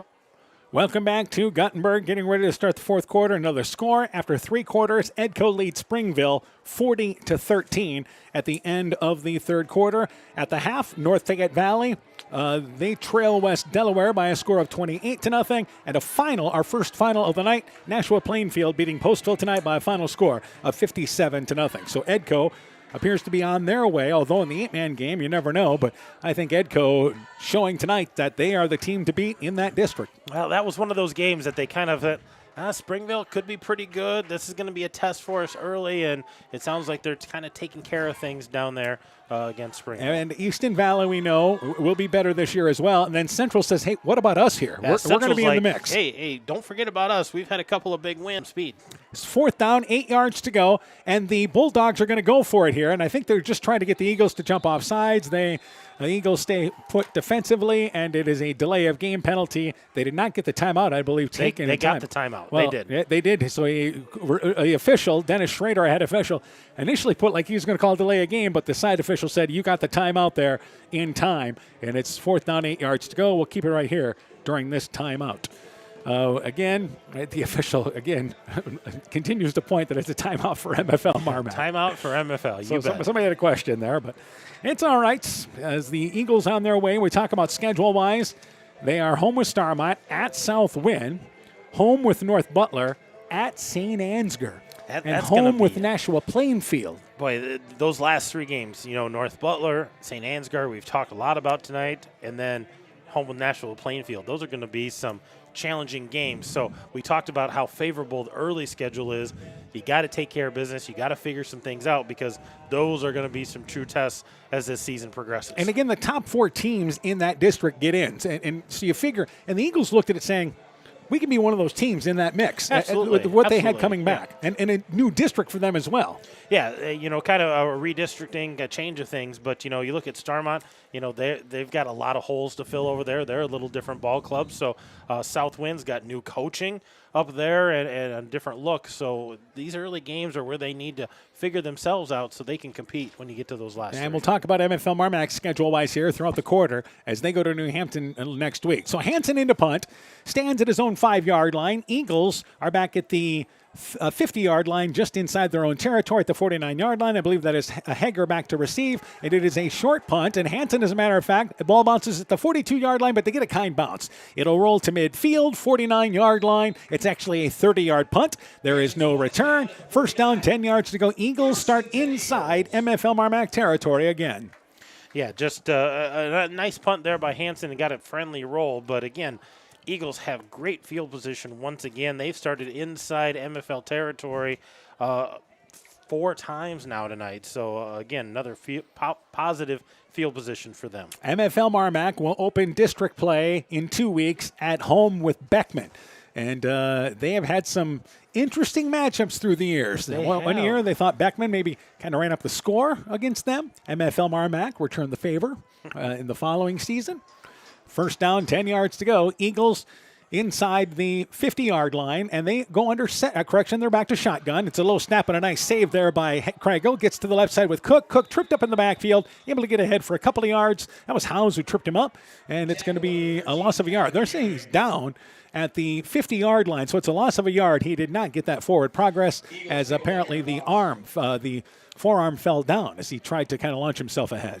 Yeah, trying to get his footing, and I think he put something down, whether it was a knee or a forearm. And then they're home with Lisbon, and that's a good football program. Again, this is a whole new look in this district. At Comanche, home with Cascade, we're scheduled for that game in week number 7.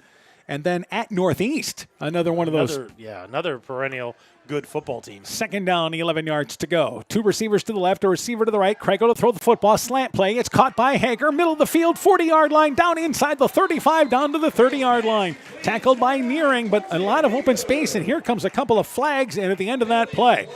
I got a feeling we're going to have an unsportsmanlike conduct penalty, but the question is, who is it against? Either way, it's not good to see. Yeah, I don't know if somebody did something on one end, somebody said something on the other. You never know for sure, but this was at the end of the play. So a nice pitch and catch there by Craigle to Hager, a good pickup, a good gain, and then something at the end. Personal foul, unsportsmanlike conduct there. It is against the Bulldogs. So it's a case there of maybe, face mask type thing. Maybe that's all it was.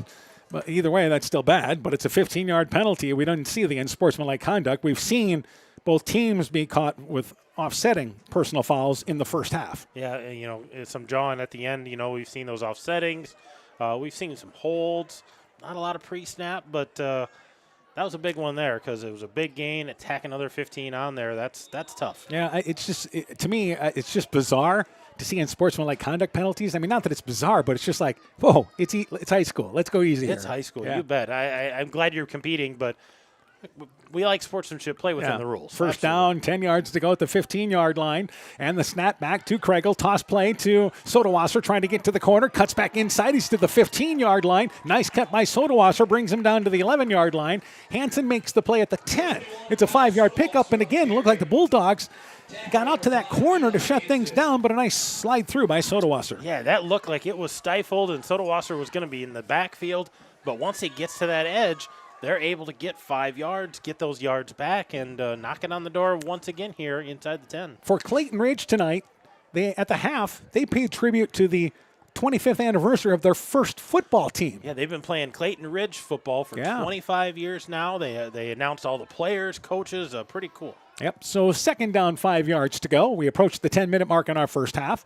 Cook is to the left there of Craigle. And on this second down play, low snap, but he's going to get it to Cook. Cook inside the 10-yard line, 5-yard line, strolls in for the score. Gabe Cook's third touchdown of the night. And with 10 minutes to go, the Eagles pulling away, now leading 40-8. Yeah, that'll go down as a 10-yard run for Gabe Cook. He's got a 9, he's got an 8, he's got a 10. And the crazy thing is, he's only got 35 yards, so hard-fought yards, but having a night. They get inside the 10. He's been their bell cow. He has been. Let's ring the bell. Let's put it in. Yep, 3 touchdown runs of 9, 8, and 10.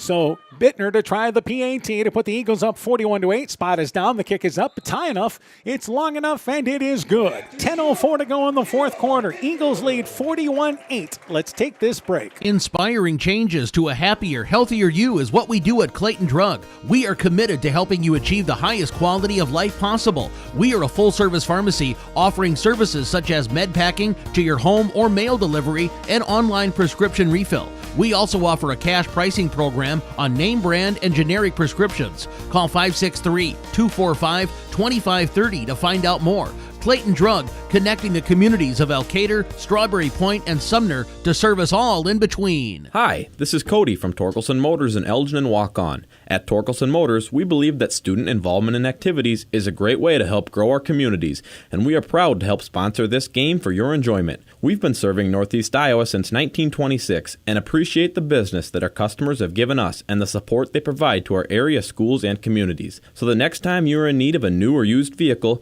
or a repair, stop into Torkelson Motors. We've been selling cars the old-fashioned way with a friendly smile and a handshake right here next door in Elgin and Waukon. So the Eagles score on a 10-yard run by Gabe Cook, his third touchdown of the game. Bittner with the PAT, and it's 41-8. Again, Clayton Ridge in the lead. Bittner to launch it away from the 40-yard line. This kick to the left side, near side, picked up by Nearing at the 8-yard line. He'll bring it up the middle across the 25-yard line. Nearing breaks through. He's inside Eagle territory. One man to beat, and he is gone. The Bulldogs looking for a spark. A nice return by Kyler Nearing. Goes a total of 90 yards for the score, and it's 41-14 now. Yeah, Nearing kind of caught that over his head at the 10, and you just saw he was looking for that opening, and he's looking for air right now over there. He's on his ankles trying to catch some air, but what a return there by Nearing. And I wonder if he's cramping up because he's reaching for that calf. Well, he was able to rush through there, and Bittner was the last line of defense, and give the kicker credit. He chased after there, but Nearing comes up a little bit hobbling, and that's what it is. And why not? He just ran 90 yards. Ran 90 yards, and he's like, that hurts. My calf's cramping up. And, this cold weather, we saw it last night in our 8-man game. The cold weather, kids aren't hydrating quite as much, and all of a sudden cramping up. I hope they got a sale on pickles in the concession stand. Pickles or what? We always say Lay's chips. Eat some salty chips. Salty chips. I've never understood that. We need to kind of confirm that, if that's really something, but I've heard that it is. So, yeah, anything salty there, but we'll have to ask Dr. Google. Oh yeah, he knows everything. Yeah, so, absolutely. And now the Bulldogs will go for 2 in this situation, and a play that took all of 14 seconds.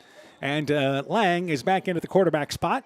Hansen talking to the official here, and when they want to make sure they're lined up, they're going to run it there. Hansen right side, got the handoff, and it's blowing up in the backfield. Number 51, Chris Gephardt, makes the stop in the backfield. The conversion fails. 9:50 to go. So a feel-good run there by the Bulldogs. It ends up being a 90-yard kickoff return. It's 41-14 here in the fourth.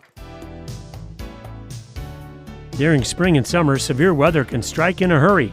If you see a power line on the ground, stay away, keep others away, and call your electric utility.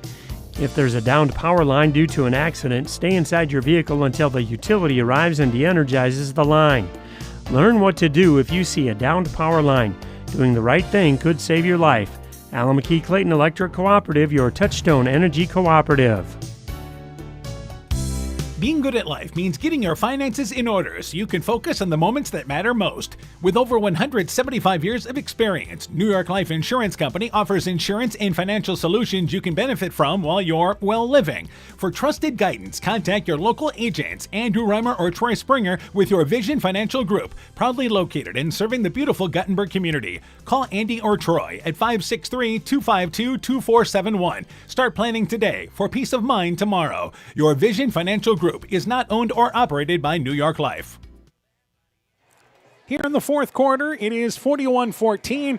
Kyler Nearing with a nice kickoff return of 90 yards. The PAT run fails, and again, 41-14 is our score here in the fourth quarter. Just to update you on those scores, Edco leading Springville 40-13. That is in the end of the third quarter. West Delaware and North Fayette Valley are in the third. 28-0 the score there. And Nashua Plainfield has defeated Postville tonight by a final score of 57-0. So it will be Hansen kicking it away from the 40-yard line. Bulldogs needing something to just absolutely feel good about here in the second half. Yeah, and that was a big one. Congrats to Nearing there with a great return, but lots of head scratching and questions for the Bulldogs. There was one that was a little more positive. So Hansen, it's a squib kick, and he line drives it, and it'll go out of bounds. He was looking to maybe hit an eagle up there as he was kicking it right at number 58 in Landon Reimer, but the ball actually went between Reimer and the first line of defense and the second group behind him, and it goes out of bounds at the 41-yard line, and I think the Eagles will just take it right there, content to take it at the end. MFL MarMac down 41-14. Let's give it a shot. Yeah, try something, It's been one of those nights where nothing's really going your way. You had a positive. Let's see if we can get another one. Maybe get the ball back and get some momentum. And by the way, Will Howes has checked out of the ball game. Nearing, who was limping after, and I should say with a bit of a gimp in his walk. He wasn't quite limping, but he'll check out of the ball game. And it looks to me like MFL MarMac here is even going deeper into their bench. Number 79 into the game, Wyatt Billmeyer, a 6', 170-pound freshman. Ball is at the 46-yard line, by the way, for Clayton Ridge. First down, 10 yards to go. Let's see if the Eagles look to sub in the fourth quarter with a well-in-command lead of 27 points. So first down, 10 yards to go at their own 46-yard line. And they're going to run it right side, bobbled by Sodawasser, but he's able to regroup. And it stayed with him. He gets out to the 48-yard line, 2-yard pickup. I think MFL MarMac looks at this ballgame saying, we've already lost 4 players in this game tonight. Let's just get out of here with what we've got left. Yeah, we've got Hansen still out there. He's one of those original starters, but I would expect eventually getting him off the field as well, keep him healthy so they still have him. But some new faces, some new numbers out there as well. And Mason Holler, a freshman, into the ball game. Again, a big group of freshmen for MFL MarMac. As we approach the 9-minute mark in our fourth quarter. Second down and 8 yards to go. They're going to toss it right side to Cook, who fumbles the football. It's loose, and MFL MarMac has it. So it was a bad exchange, a tough pitch that time. And it's picked up by MFL MarMac. Number 57, Ryland Schrader picks it up at the 48-yard line. The Eagles' third turnover of the game. And that was Eli Hansen. He just kind of bullied his way in there, and he saw Cook coming by, threw his arm out, and just clean ball. That thing came out nice and clean, and Ryland Schrader right on top of it. So we talked about a positive in the kickoff return. Here's a positive for the defense. It's all about finding something to build off for the Bulldogs. If you're the Eagles, definitely a concern. Lost. And it's first down, 10 yards to go for the Bulldogs.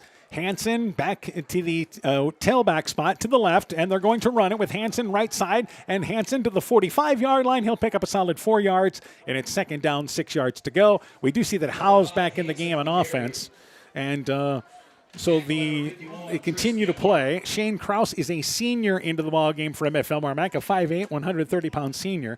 Again, 4 Bulldogs lost to injuries in this ball game. That is Cashton Decker along with Tice Wickner, Anthony Bunting along with Taco Thompson. And a couple of players there, we believe, in Decker and Wickner taken to the area hospital as a precaution, hopefully. They run up the middle. It is number 4, and that is Traster. Traster up the middle, then bounces to the far side on the right. First down yardage inside the 40-yard line. First and 10 for the Bulldogs. Yeah, nice run there by Traster. He's been starting to get his feet under him. The youngster there carrying the ball from the fullback position.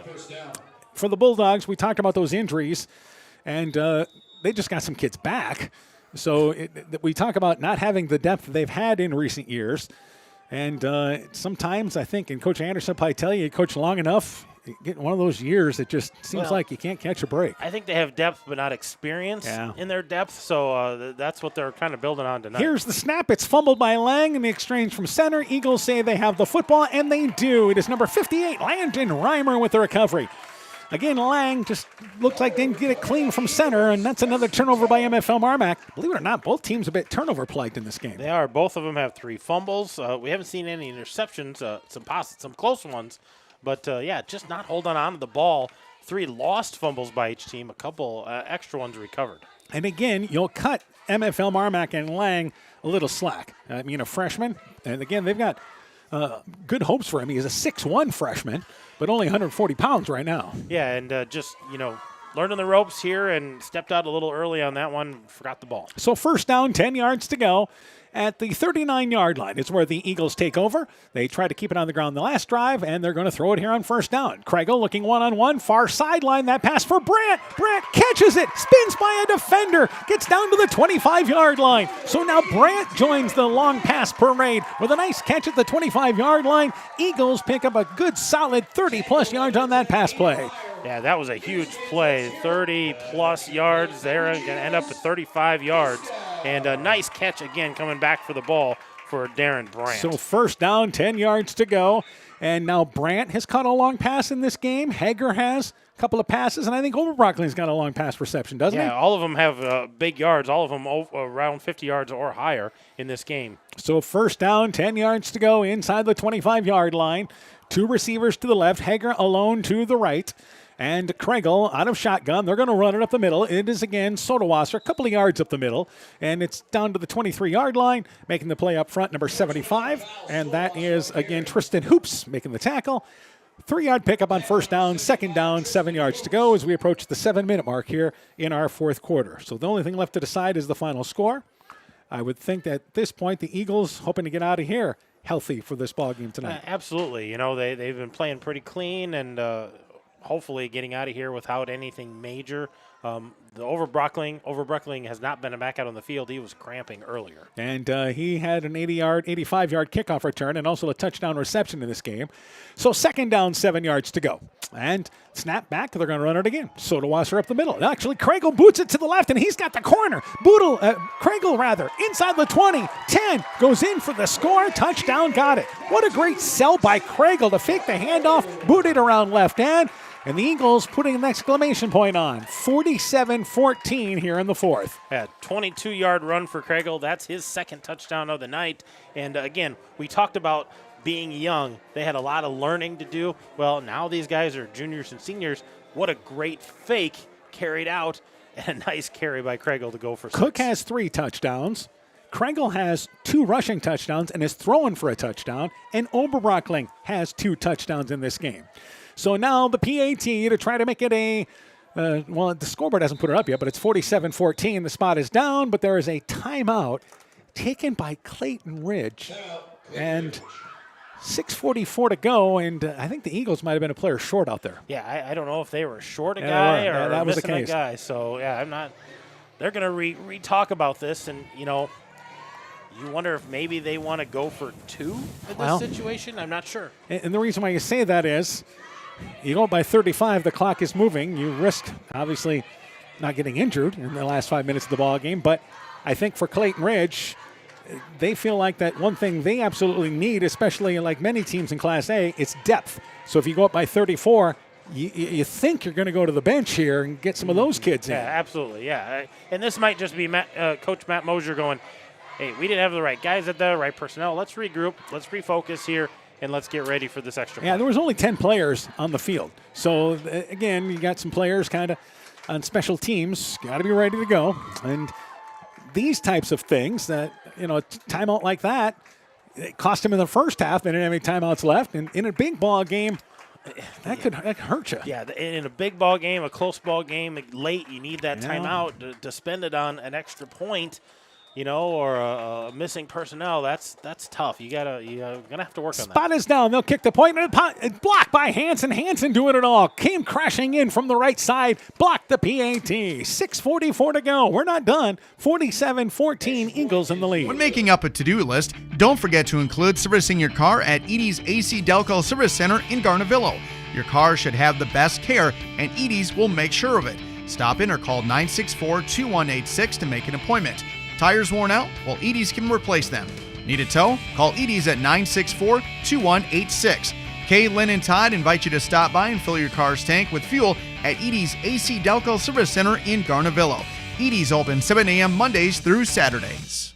Bulldog Eagle Football is brought to you in part by Nick's Excavating and Kane Construction in Farmersburg, T&K Cahoon, your Napa dealer in Monona, St. Olaf Ag Sales and Service, Growl Logs and Lumber in Elkader, Timber is a Crop, Harvest Wisely, Dean Family Chiropractic in Claremont, Meyer Collision and Service Center in Guttenberg and Elkader, LTI & Sons Water Conditioning, your Connecticut dealer in Postville, TJ's Pizza in Monona and Claremont, Clayton County Recycling of Monona, and by Farmers Savings Bank of Colesburg, Elkport, Garber, Strawberry Point, Arlington, Elgin, and Wadena. Member FDIC. 6:44 to go in our football game. And as Clayton Ridge has put up their second touchdown here in the fourth quarter, they're in the lead. Another score to pass along. St. Ansgar beat Starmont tonight. Final score 63-3. And again, St. Ansgar, perennial power, St. Ansgar over Starmont in that ball game tonight. Clayton Ridge will see St. Ansgar later on this season in week number 7. So to launch it away, once again, there is going to be Bittner, and he squibs it ahead. It's picked up, and sliding down there is Nearing, so they didn't want another return. Nearing just slides down, 22-yard line. He's down there. First down, 10 yards to go.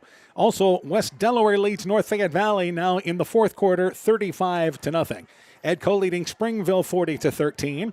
Nashville Plainfield over Postville 57-0.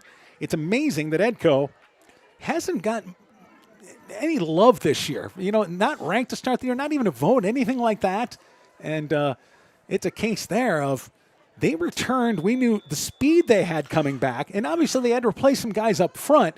But in the 8-man game, speed is what it's all about. Oh, yeah, you got speed. They worried about the guys up front, but you got speed, man. 8-man game is what you need. And obviously they lost some outstanding players, and in particular Price Rochford. And here's a fumbled snap again. This has happened far too many times as the quarterback Lang came out from under center, fumbled the snap, but he'll fall down on it. Correction, number 6 is in at quarterback, and that is going to be Landon Meyer. So Meyer is a sophomore, 6'2", 150 pounds. This is the third quarterback they've played with here in the first half. I believe it was Meyer there? Yeah, because Lang was spread out as a receiver, wasn't he? Yeah, and Lang just went out of the game. So he was in a receiver spot. He went out of the game. So it looks like we've got number 6 in there. Yep, that's Meyer. Yep. So Landon Meyer, offset backs in the backfield. And on second down, 10 yards to go, inside 6 minutes to go, he gets the handoff right side. It's Hansen. Hansen has 25-yard line, gets to the outside. He's tackled from behind as he gets close to the 35-yard line. Tackled there by number 58 in Landon Reimer. And Hansen, again, he's been a workhorse tonight for MFL MarMac. Yeah, absolutely. He's just doing it all, playing really good defense in a lot of tackles. He and Gabe Cook got to be close friends here on a lot of plays. Blocked a punt or blocked a extra point. Yeah. Batting balls, running the ball hard. He's just the senior's been working hard, and they needed that tonight. They needed a little spark. So first down, 10 yards to go. They continue in that same formation with the wing back to the right. And on 1st and 10, they're going to run it again left side. And Hansen this time, not much. Correction, it was not Hansen, it was Traster. And he gets to the 35-yard line as they ran that play to the left side of the line. Maybe a yard. Second down, give him 2. Second down, 8 yards to go. We'll pad the stats. Absolutely. After our ball game, we'll have game stats, coaching interviews. Hopefully get a couple of more finals, but it appears that West Delaware well on their way to beating North Fayette Valley, and Edco well on their way to handling Springville tonight. Vikings might get a little love. They didn't get any love last year in the polls. No, it was really late before they got any kind of recognition. Second down, 8 yards to go, and here's a fumbled snap, and falling on it is MFL MarMac. So again, and this is what you've got. You can't help but hit on it. You've just got so many different kids playing. The ball fumbled there, but it's picked up by MFL MarMac, and that is Traster who falls down on it. In the fourth quarter, West Delaware leads North Fayette Valley. Again, the score 41-0. Yeah, and a really good West Delaware team, perennial powerhouse when it comes to football, and tough matchup for North Fayette Valley. North Fayette Valley playing a 3A team, and they can tell you what it's like to lose a bunch of seniors that have seen some great success. And they're going to run it right side. Bulldogs will. They'll run it with Hansen. Hansen gets to the edge and across the middle of the field, 45-yard line, and wills his way to the first down marker at the 44-yard line. 3rd and 12. He picked up 13. And Hansen again continues to carry the load offensively for the Bulldogs. Yeah, good. Another nice run, designed to go to the right side. He found a seam, cut back up right to the middle, and again got behind the linebackers before made some contact with the secondary. And it's going to be now 1st and 10 for MFL MarMac. You'd love to see this group finish off a drive inside 4 minutes left here in our fourth quarter. Again, you've seen some spurts for MFL MarMac offensively, and that's, again, a tip of the hat. Kids stepping into different roles. First down, 10 yards to go. They run a Tracer, hit in the backfield. He'll lose a yard. MFL MarMac that time, no room up front. Host of Eagles there making the play. And, again, making the stop there, number 55. I believe that was Levi Craigle. And also there as well, Nolan Kulker, number 5. So a loss of a yard, 2nd down and 11. Yeah, we talked about, needing a sustained drive, and we saw MFL MarMac do that earlier in this half, but they love to have another one that just march down the field, cap it off with points, and get some more positive vibes to build on. 2nd down, 11 yards to go. Meyer again at quarterback, and they're going to run it right side, and carrying the football, number 24, his first carry of the ball game is Caleb Nearing, a sophomore. Actually, that's his 2nd carry of the season, and Nearing picks up about a yard. Give him 2. We'll make it 3rd down and long situation. 3rd down and about 8 yards to go. Give him 3 on that. Why not? That was number 24 again. Yep. So Bulldogs, again, Caleb Nearing had 1 carry in last week's ball game for 4 yards. Another final, it is Edco beating Springville 46-29. So Springville makes things interesting, but Edco led at the half 28-0. And it's now 3rd down, 8 yards to go here for MFL MarMac. They run it left side with Hansen. Hansen across midfield, breaks a tackle, still lowers that head, able to get near first down yardage at the 47-yard line. Tell you what, if you're a coach, you've just got to be pleased with the way Hansen has run the football tonight. That kid has earned everything on the yardage side. He has, and that run there just put him over 100 yards, and he earned every one of those. So 20 carries, 100 yards. He's averaging some nice yardage for him. Yeah, averaging 5 yards a carry, and he's taken a number of hits in this ball game. 3rd down in short situation. Edco had command of that ball game against Springville, and even command going into the fourth quarter. And that's a team that, in the 8-man game, everybody's got to stay healthy. Yeah, absolutely. 4th down in short situation. And they're going to go for it here on the Eagles side of the field.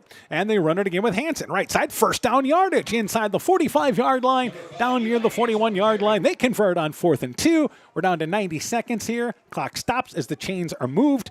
for MFL MarMac. I don't think the Bulldogs will use any timeouts here. I mean, they could.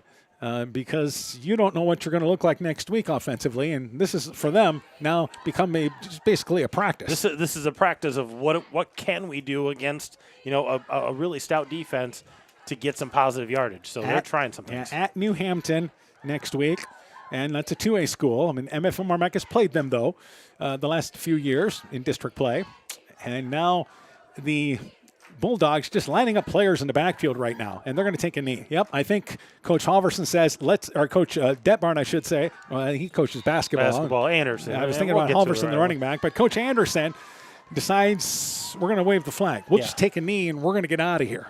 Yeah, we're gonna take that knee and let that clock run, and I think they'll have to do it one more time. It is not the it's the victory formation, but it's not the victory play. This is let's just get out of here with who we've got left and take a knee to end this ball game tonight. The Bulldogs will start the season 0-2 as Clayton Ridge starts 2-0. They go to Postville next week. They're home with Starmont for homecoming. This is a team that could get off to that solid start they were hoping to. Could be an impressive start. So, again, Meyer is in at center, or quarterback, I should say, takes the snap from the center, takes a knee, and the game will come to an end. Clayton Ridge, again, led 7-0 in the first quarter, beating the shorthanded Bulldogs tonight impressively. It is Clayton Ridge defeating MFL MarMac 47-14 as the Eagles start the season 2-0. MFL MarMac is 0-2. We'll take a break. When we return, game stats, coaching interviews, your post-game show is coming up. You're listening to high school football from KCTN Sports. Alpine Communications believes connected communities become thriving communities. We are the local telephone company that became a 21st century communications provider. Alpine provides internet, television, cellular security, and telephone too. We promise personal, timely, reliable service from people who live here. When you choose us, we all thrive. Connect with Alpine Communications today. Click alpinecom.net or call 563-245-4000. Strawberry Building Supply offers all your building materials for residential and commercial projects. Whether you're building from the ground up, remodeling your home, or a weekend project, we have the materials you'll need. We are an authorized Milwaukee dealer for all your Milwaukee tools. Strawberry Building Supply also has everything you'll need for your pets and livestock. Stop into Strawberry Building Supply today at 413 West Mission Street, Strawberry Point, or call 563-933-4579. Hey, Justin Birdnow here from Birdnow Chevrolet in Monona. I want to take a moment to wish all the local athletes good luck during their game. You have worked incredibly hard and it shows during each game. Myself and the entire Birdnow Chevrolet Monona team is wishing you all that you do your best and good luck. If you feel lost in the big chain store pharmacies, take the time to stop at a Nightingale Drug and visit with us about our services, such as one-on-one consulting, free local delivery, competitive pricing with most insurance plans, and Medicare accepted. We'll make the transition quick and easy for you. Come to the people you know and trust. Nightingale Drug and Gift Shop, your small-town family-friendly business in Guttenberg. Health Mart, caring for you and about you. Over the past years, Central State Bank has invested in numerous programs and organizations dedicated to the education and enrichment of young people in our area. Athletics and the arts, vocational education, and youth club activities. Because Central State Bank is more than a bank, we're your neighbors, your relatives, your friends, your business partners. And these kids represent the future of our community. Trust your finances to a bank that invests in you. Central State Bank, member FDIC. TNT Power Sports sells and services all makes and models of UTVs and ATVs. We have a nice selection of clean used units available along with new units. Contact Brian, Sawyer, or Tracy for your next UTV or ATV purchase. To keep your UTV or ATV in top-notch condition for work or play, schedule your service work with Brian or Nathan by calling 563-245-1100 or stop into TNT Power Sports north of Alcater on Highway 13 for all your sales or service work. Mom, yeah, put that on my to-do list. There is more and more on my to-do list every day. I can hardly keep up, and I have to make sure everyone is paid. But who has time for the bills? You know who can help with that? Who? Alcater Tax and Bookkeeping. They not only do taxes, but specialize in bookkeeping services as well. Has your to-do list gotten too long? Want help? Give Elkader Tax and Bookkeeping a call at 563-245-2154. Bulldog Eagle Football is brought to you in part by Morris Funeral Home in Guttenberg and Garnavillo, Rivertown Family Dentistry, Dr. Alicia Waukee in Guttenberg, Bender's Foods in Guttenberg, Community Insurance of Iowa Hometown Agency Monona, Auto Home Business Crop Farm and Life, Smithy's Oil and Tire in Monona, Garden View Place in Monona, Ashbacker Building Supplies in Rossville, Kanako Floor Covering in Monona, Vorwald Enterprises Inc. in Monona, and by M's Machine and Manufacturing in Monona. Clayton Ridge wins by a final score of 47-14. We're joined by Coach Aaron Hammond. Let's go through the game total, starting with the Eagles. For the Eagles on the ground, Seth Hager, 9 carries, 84 yards, 2 touchdowns, one of 1 yard, one of 22 yards. Gabe Cook, 10 carries for 35 yards, but a touchdown of 9, a touchdown of 8, and a touchdown of 10. Kyle Sodawasser, 6 carries, 11 yards, so 25 carries, 130 yards on the ground. Those 3 guys had a nice night carrying the ball. And again, you ran enough to keep the teams honest defensively, but their passing game tonight was right on track. Oh, the passing was impressive. Colton Hager leads the way yards. He's had 6 catches, 131 yards in the air tonight. Bradley Schrader had 3 catches for 62 yards. Darren Brandt, he had 4 catches for 54 yards. We've got Caston Overbrockling with 4 catches, 49 yards, and he had that 8-yard touchdown. So 17 catches, 296 yards of passing for Seth Craigle tonight, 17 of 21. Very efficient. Yeah, absolutely. Did a nice job tonight. And again, able to get him to the edge, right side to left side, to make a nice decision. He can run it. He can throw the football on those run-pass options. But they connected on their deep shots in this ball game tonight. Yeah, absolutely. You look at all those receivers. Every one of them had a deep shot at some point. Colton Hager had a couple of them. And I was impressed by all of them able to high point that ball. They went up, got it at its highest point, fought off the defender to catch that ball and to haul it in. All right, let's talk about stats now for MFL MarMac. For MFL MarMac, it all starts with Eli Hansen tonight. He's the one who stayed healthy and stayed on the field, put in a lot of positions.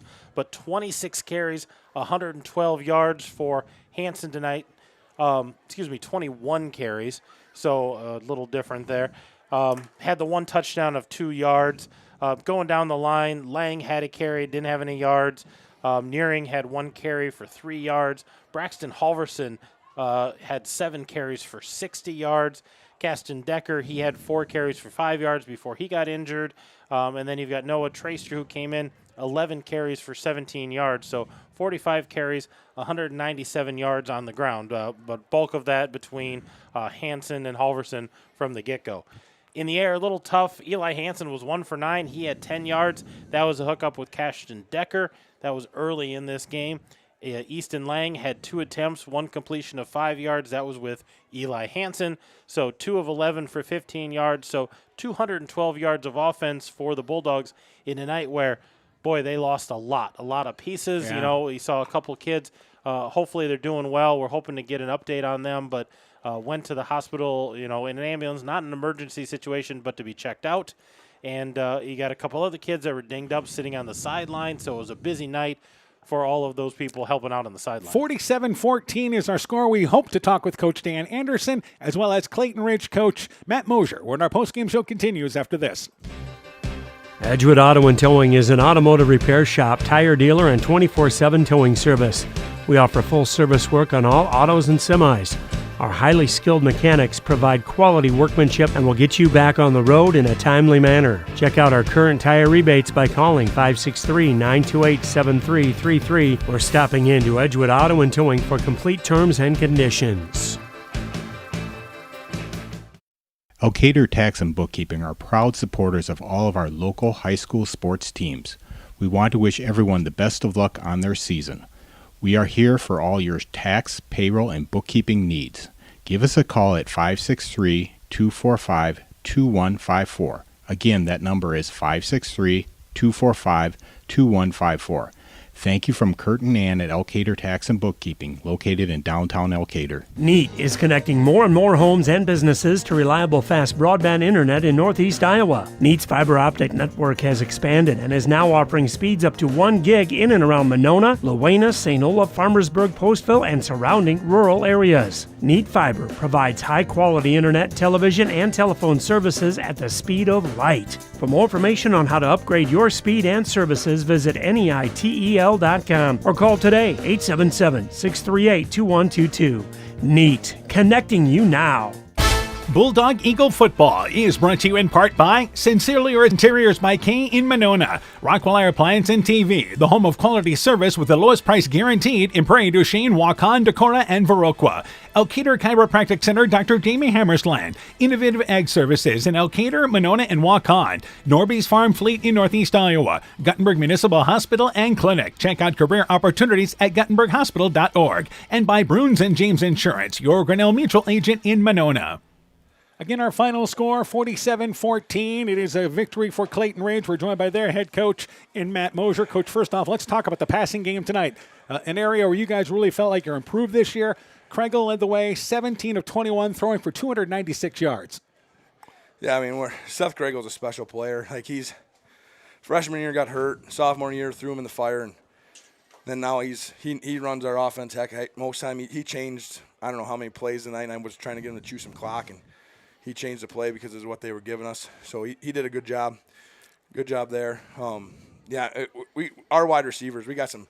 We're pretty talented there. We just got to get some depth. Well, that's the big thing. You had 4 different guys make catches there, and several of them big plays.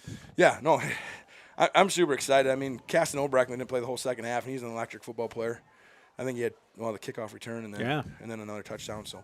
Yeah, we got a good mix of things going on. Yeah, Colton Hager led you receiving-wise. Yeah, I don't know how many he had, but 6 receptions, 131 yards. Right, he did a really good job. Colton's a really good athlete.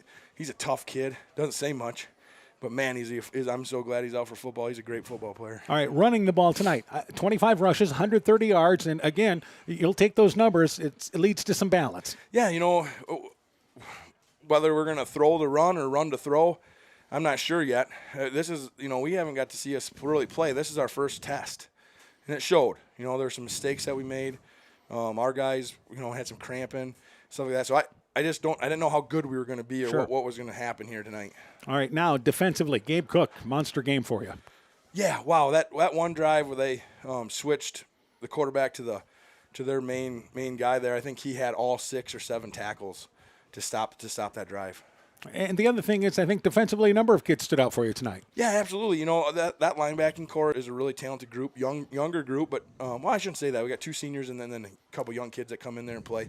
So that linebacking core is good. Defensive line wise, it's kind of going to be a by platoon.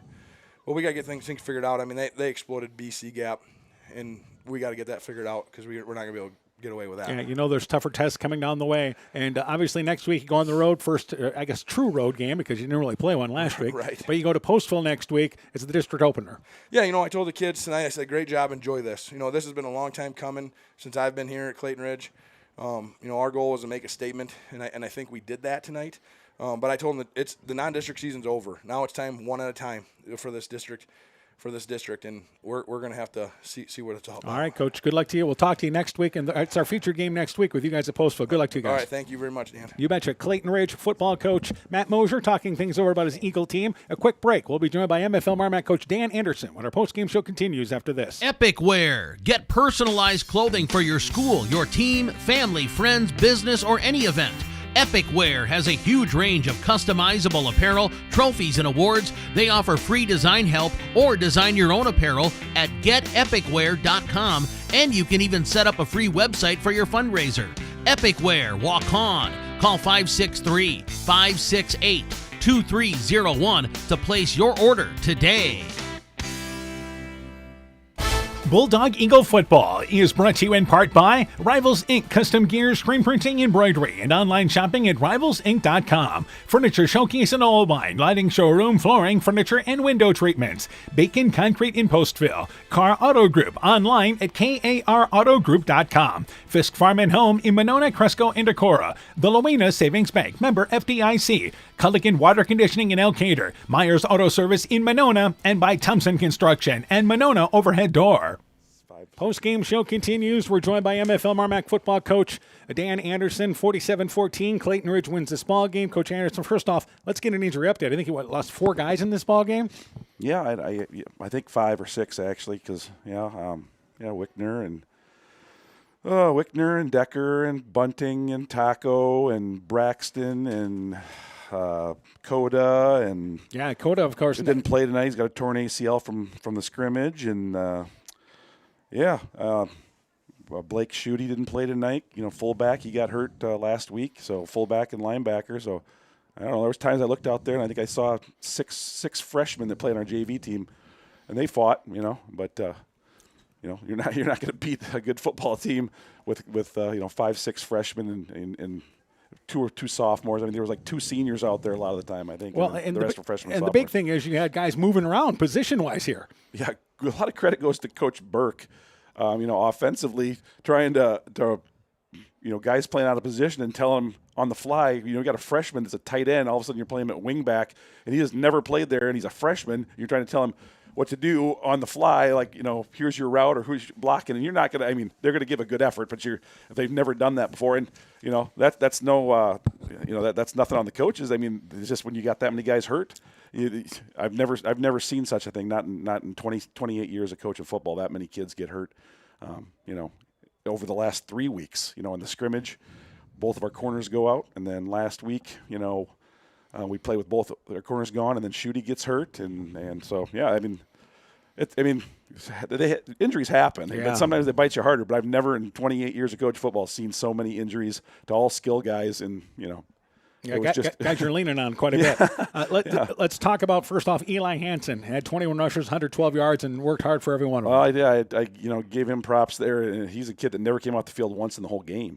And he went from quarterback to running back and did a great job there. And he got frustrated, but he had to understand that he had freshmen out there, and he was he didn't run the right route. I'm like, he's never played that position before. He doesn't. Of course, he's not going to run the right route. And so it was just a lot like last week, even worse.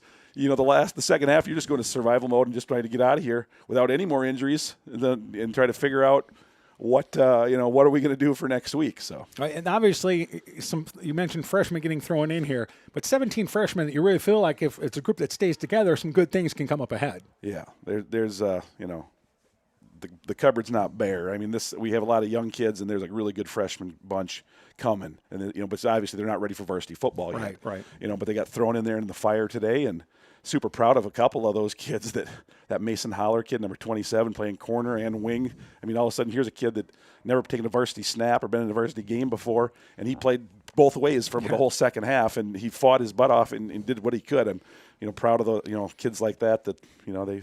Ethan Lang at quarterback, then moving out to receiver. Yeah, Easton Lang. Yeah, he did a great job in there at quarterback too. And again, we're going to be a solid in a couple of years. Next year. Yeah. I think we are. I really do. I think we're going to be a good football team next year because we get a lot of these guys back, and they're going to have a lot of varsity experience. They're not ready for it yet, but I was proud of their. They didn't get too clammed up and stuff. They looked fairly calm for being a freshman thrown into a varsity football game. The other thing that we want to talk about positive wise, you made it tough in between the tackles. Running the football. I think that was obviously we still that was the one thing that we had is most of our linemen are still healthy. And our defensive line did a great job. Of plugging up the middle and everything right there. But our secondary and linebacker core was so depleted. Obviously, your skill guys that are your running backs and your receivers, all those guys that got hurt, they're also DBs and linebackers. And so all of a sudden, both sides of the ball, you're scrambling. There's times, again, 28 years of coaching. I don't think there's been so many times in my career where I had 10 guys on the field. But I'm like, I didn't realize that kid was, out. And, like if we have to try to find, I'm looking back there, all I'm seeing is 50s, 60s, and 70 numbers, which are all your linemen. I'm like, well, none of those guys can play DB. So, I know you guys go to New Hampton next week before you start district play. Yeah. We'll talk to you on the Countdown Show. Good luck to you guys. All right, thanks. Once again, MFL MarMac coach Dan Anderson talking things over there about his Bulldog team. They drop a 47-14 decision. Quick break. We'll wrap things up here from Guttenberg after this. Show your school spirit with every swipe. People's State Bank offers debit cards featuring your local school's mascot. And now through September 30th, you can upgrade for 50% off. Even better, $5 from your card fee goes right back to your school. It's an easy way to support your team and look good doing it. Visit any People's State Bank location to upgrade your debit card today. Iowa sales tax may apply to fees and service charges. People's State Bank, member FDIC. Bulldog Eagle Football is brought to you in part by Nick's Excavating and Kane Construction in Farmersburg, T&K Cahoon, your Napa dealer in Monona, St. Olaf Ag Sales and Service, Growl Logs and Lumber in Elkader, Timber is a Crop, Harvest Wisely, Dean Family Chiropractic in Claremont, Meyer Collision and Service Center in Guttenberg and Elkader, LTI & Sons Water Conditioning, your Connecticut dealer in Postville, TJ's Pizza in Monona and Claremont, Clayton County Recycling of Monona, and by Farmers Savings Bank of Colesburg, Elkport Garber, Strawberry Point, Arlington, Elgin, and Wadena. Member FDIC. Clayton Ridge improves to 2-0, winning 47-14, our final score. Again, the other finals across the area tonight. Actually, this game is not a final yet. It is a final now, actually. West Delaware defeats North Fayette Valley tonight by a final score of 41-6. Nashua Plainfield over Postville, 57-0.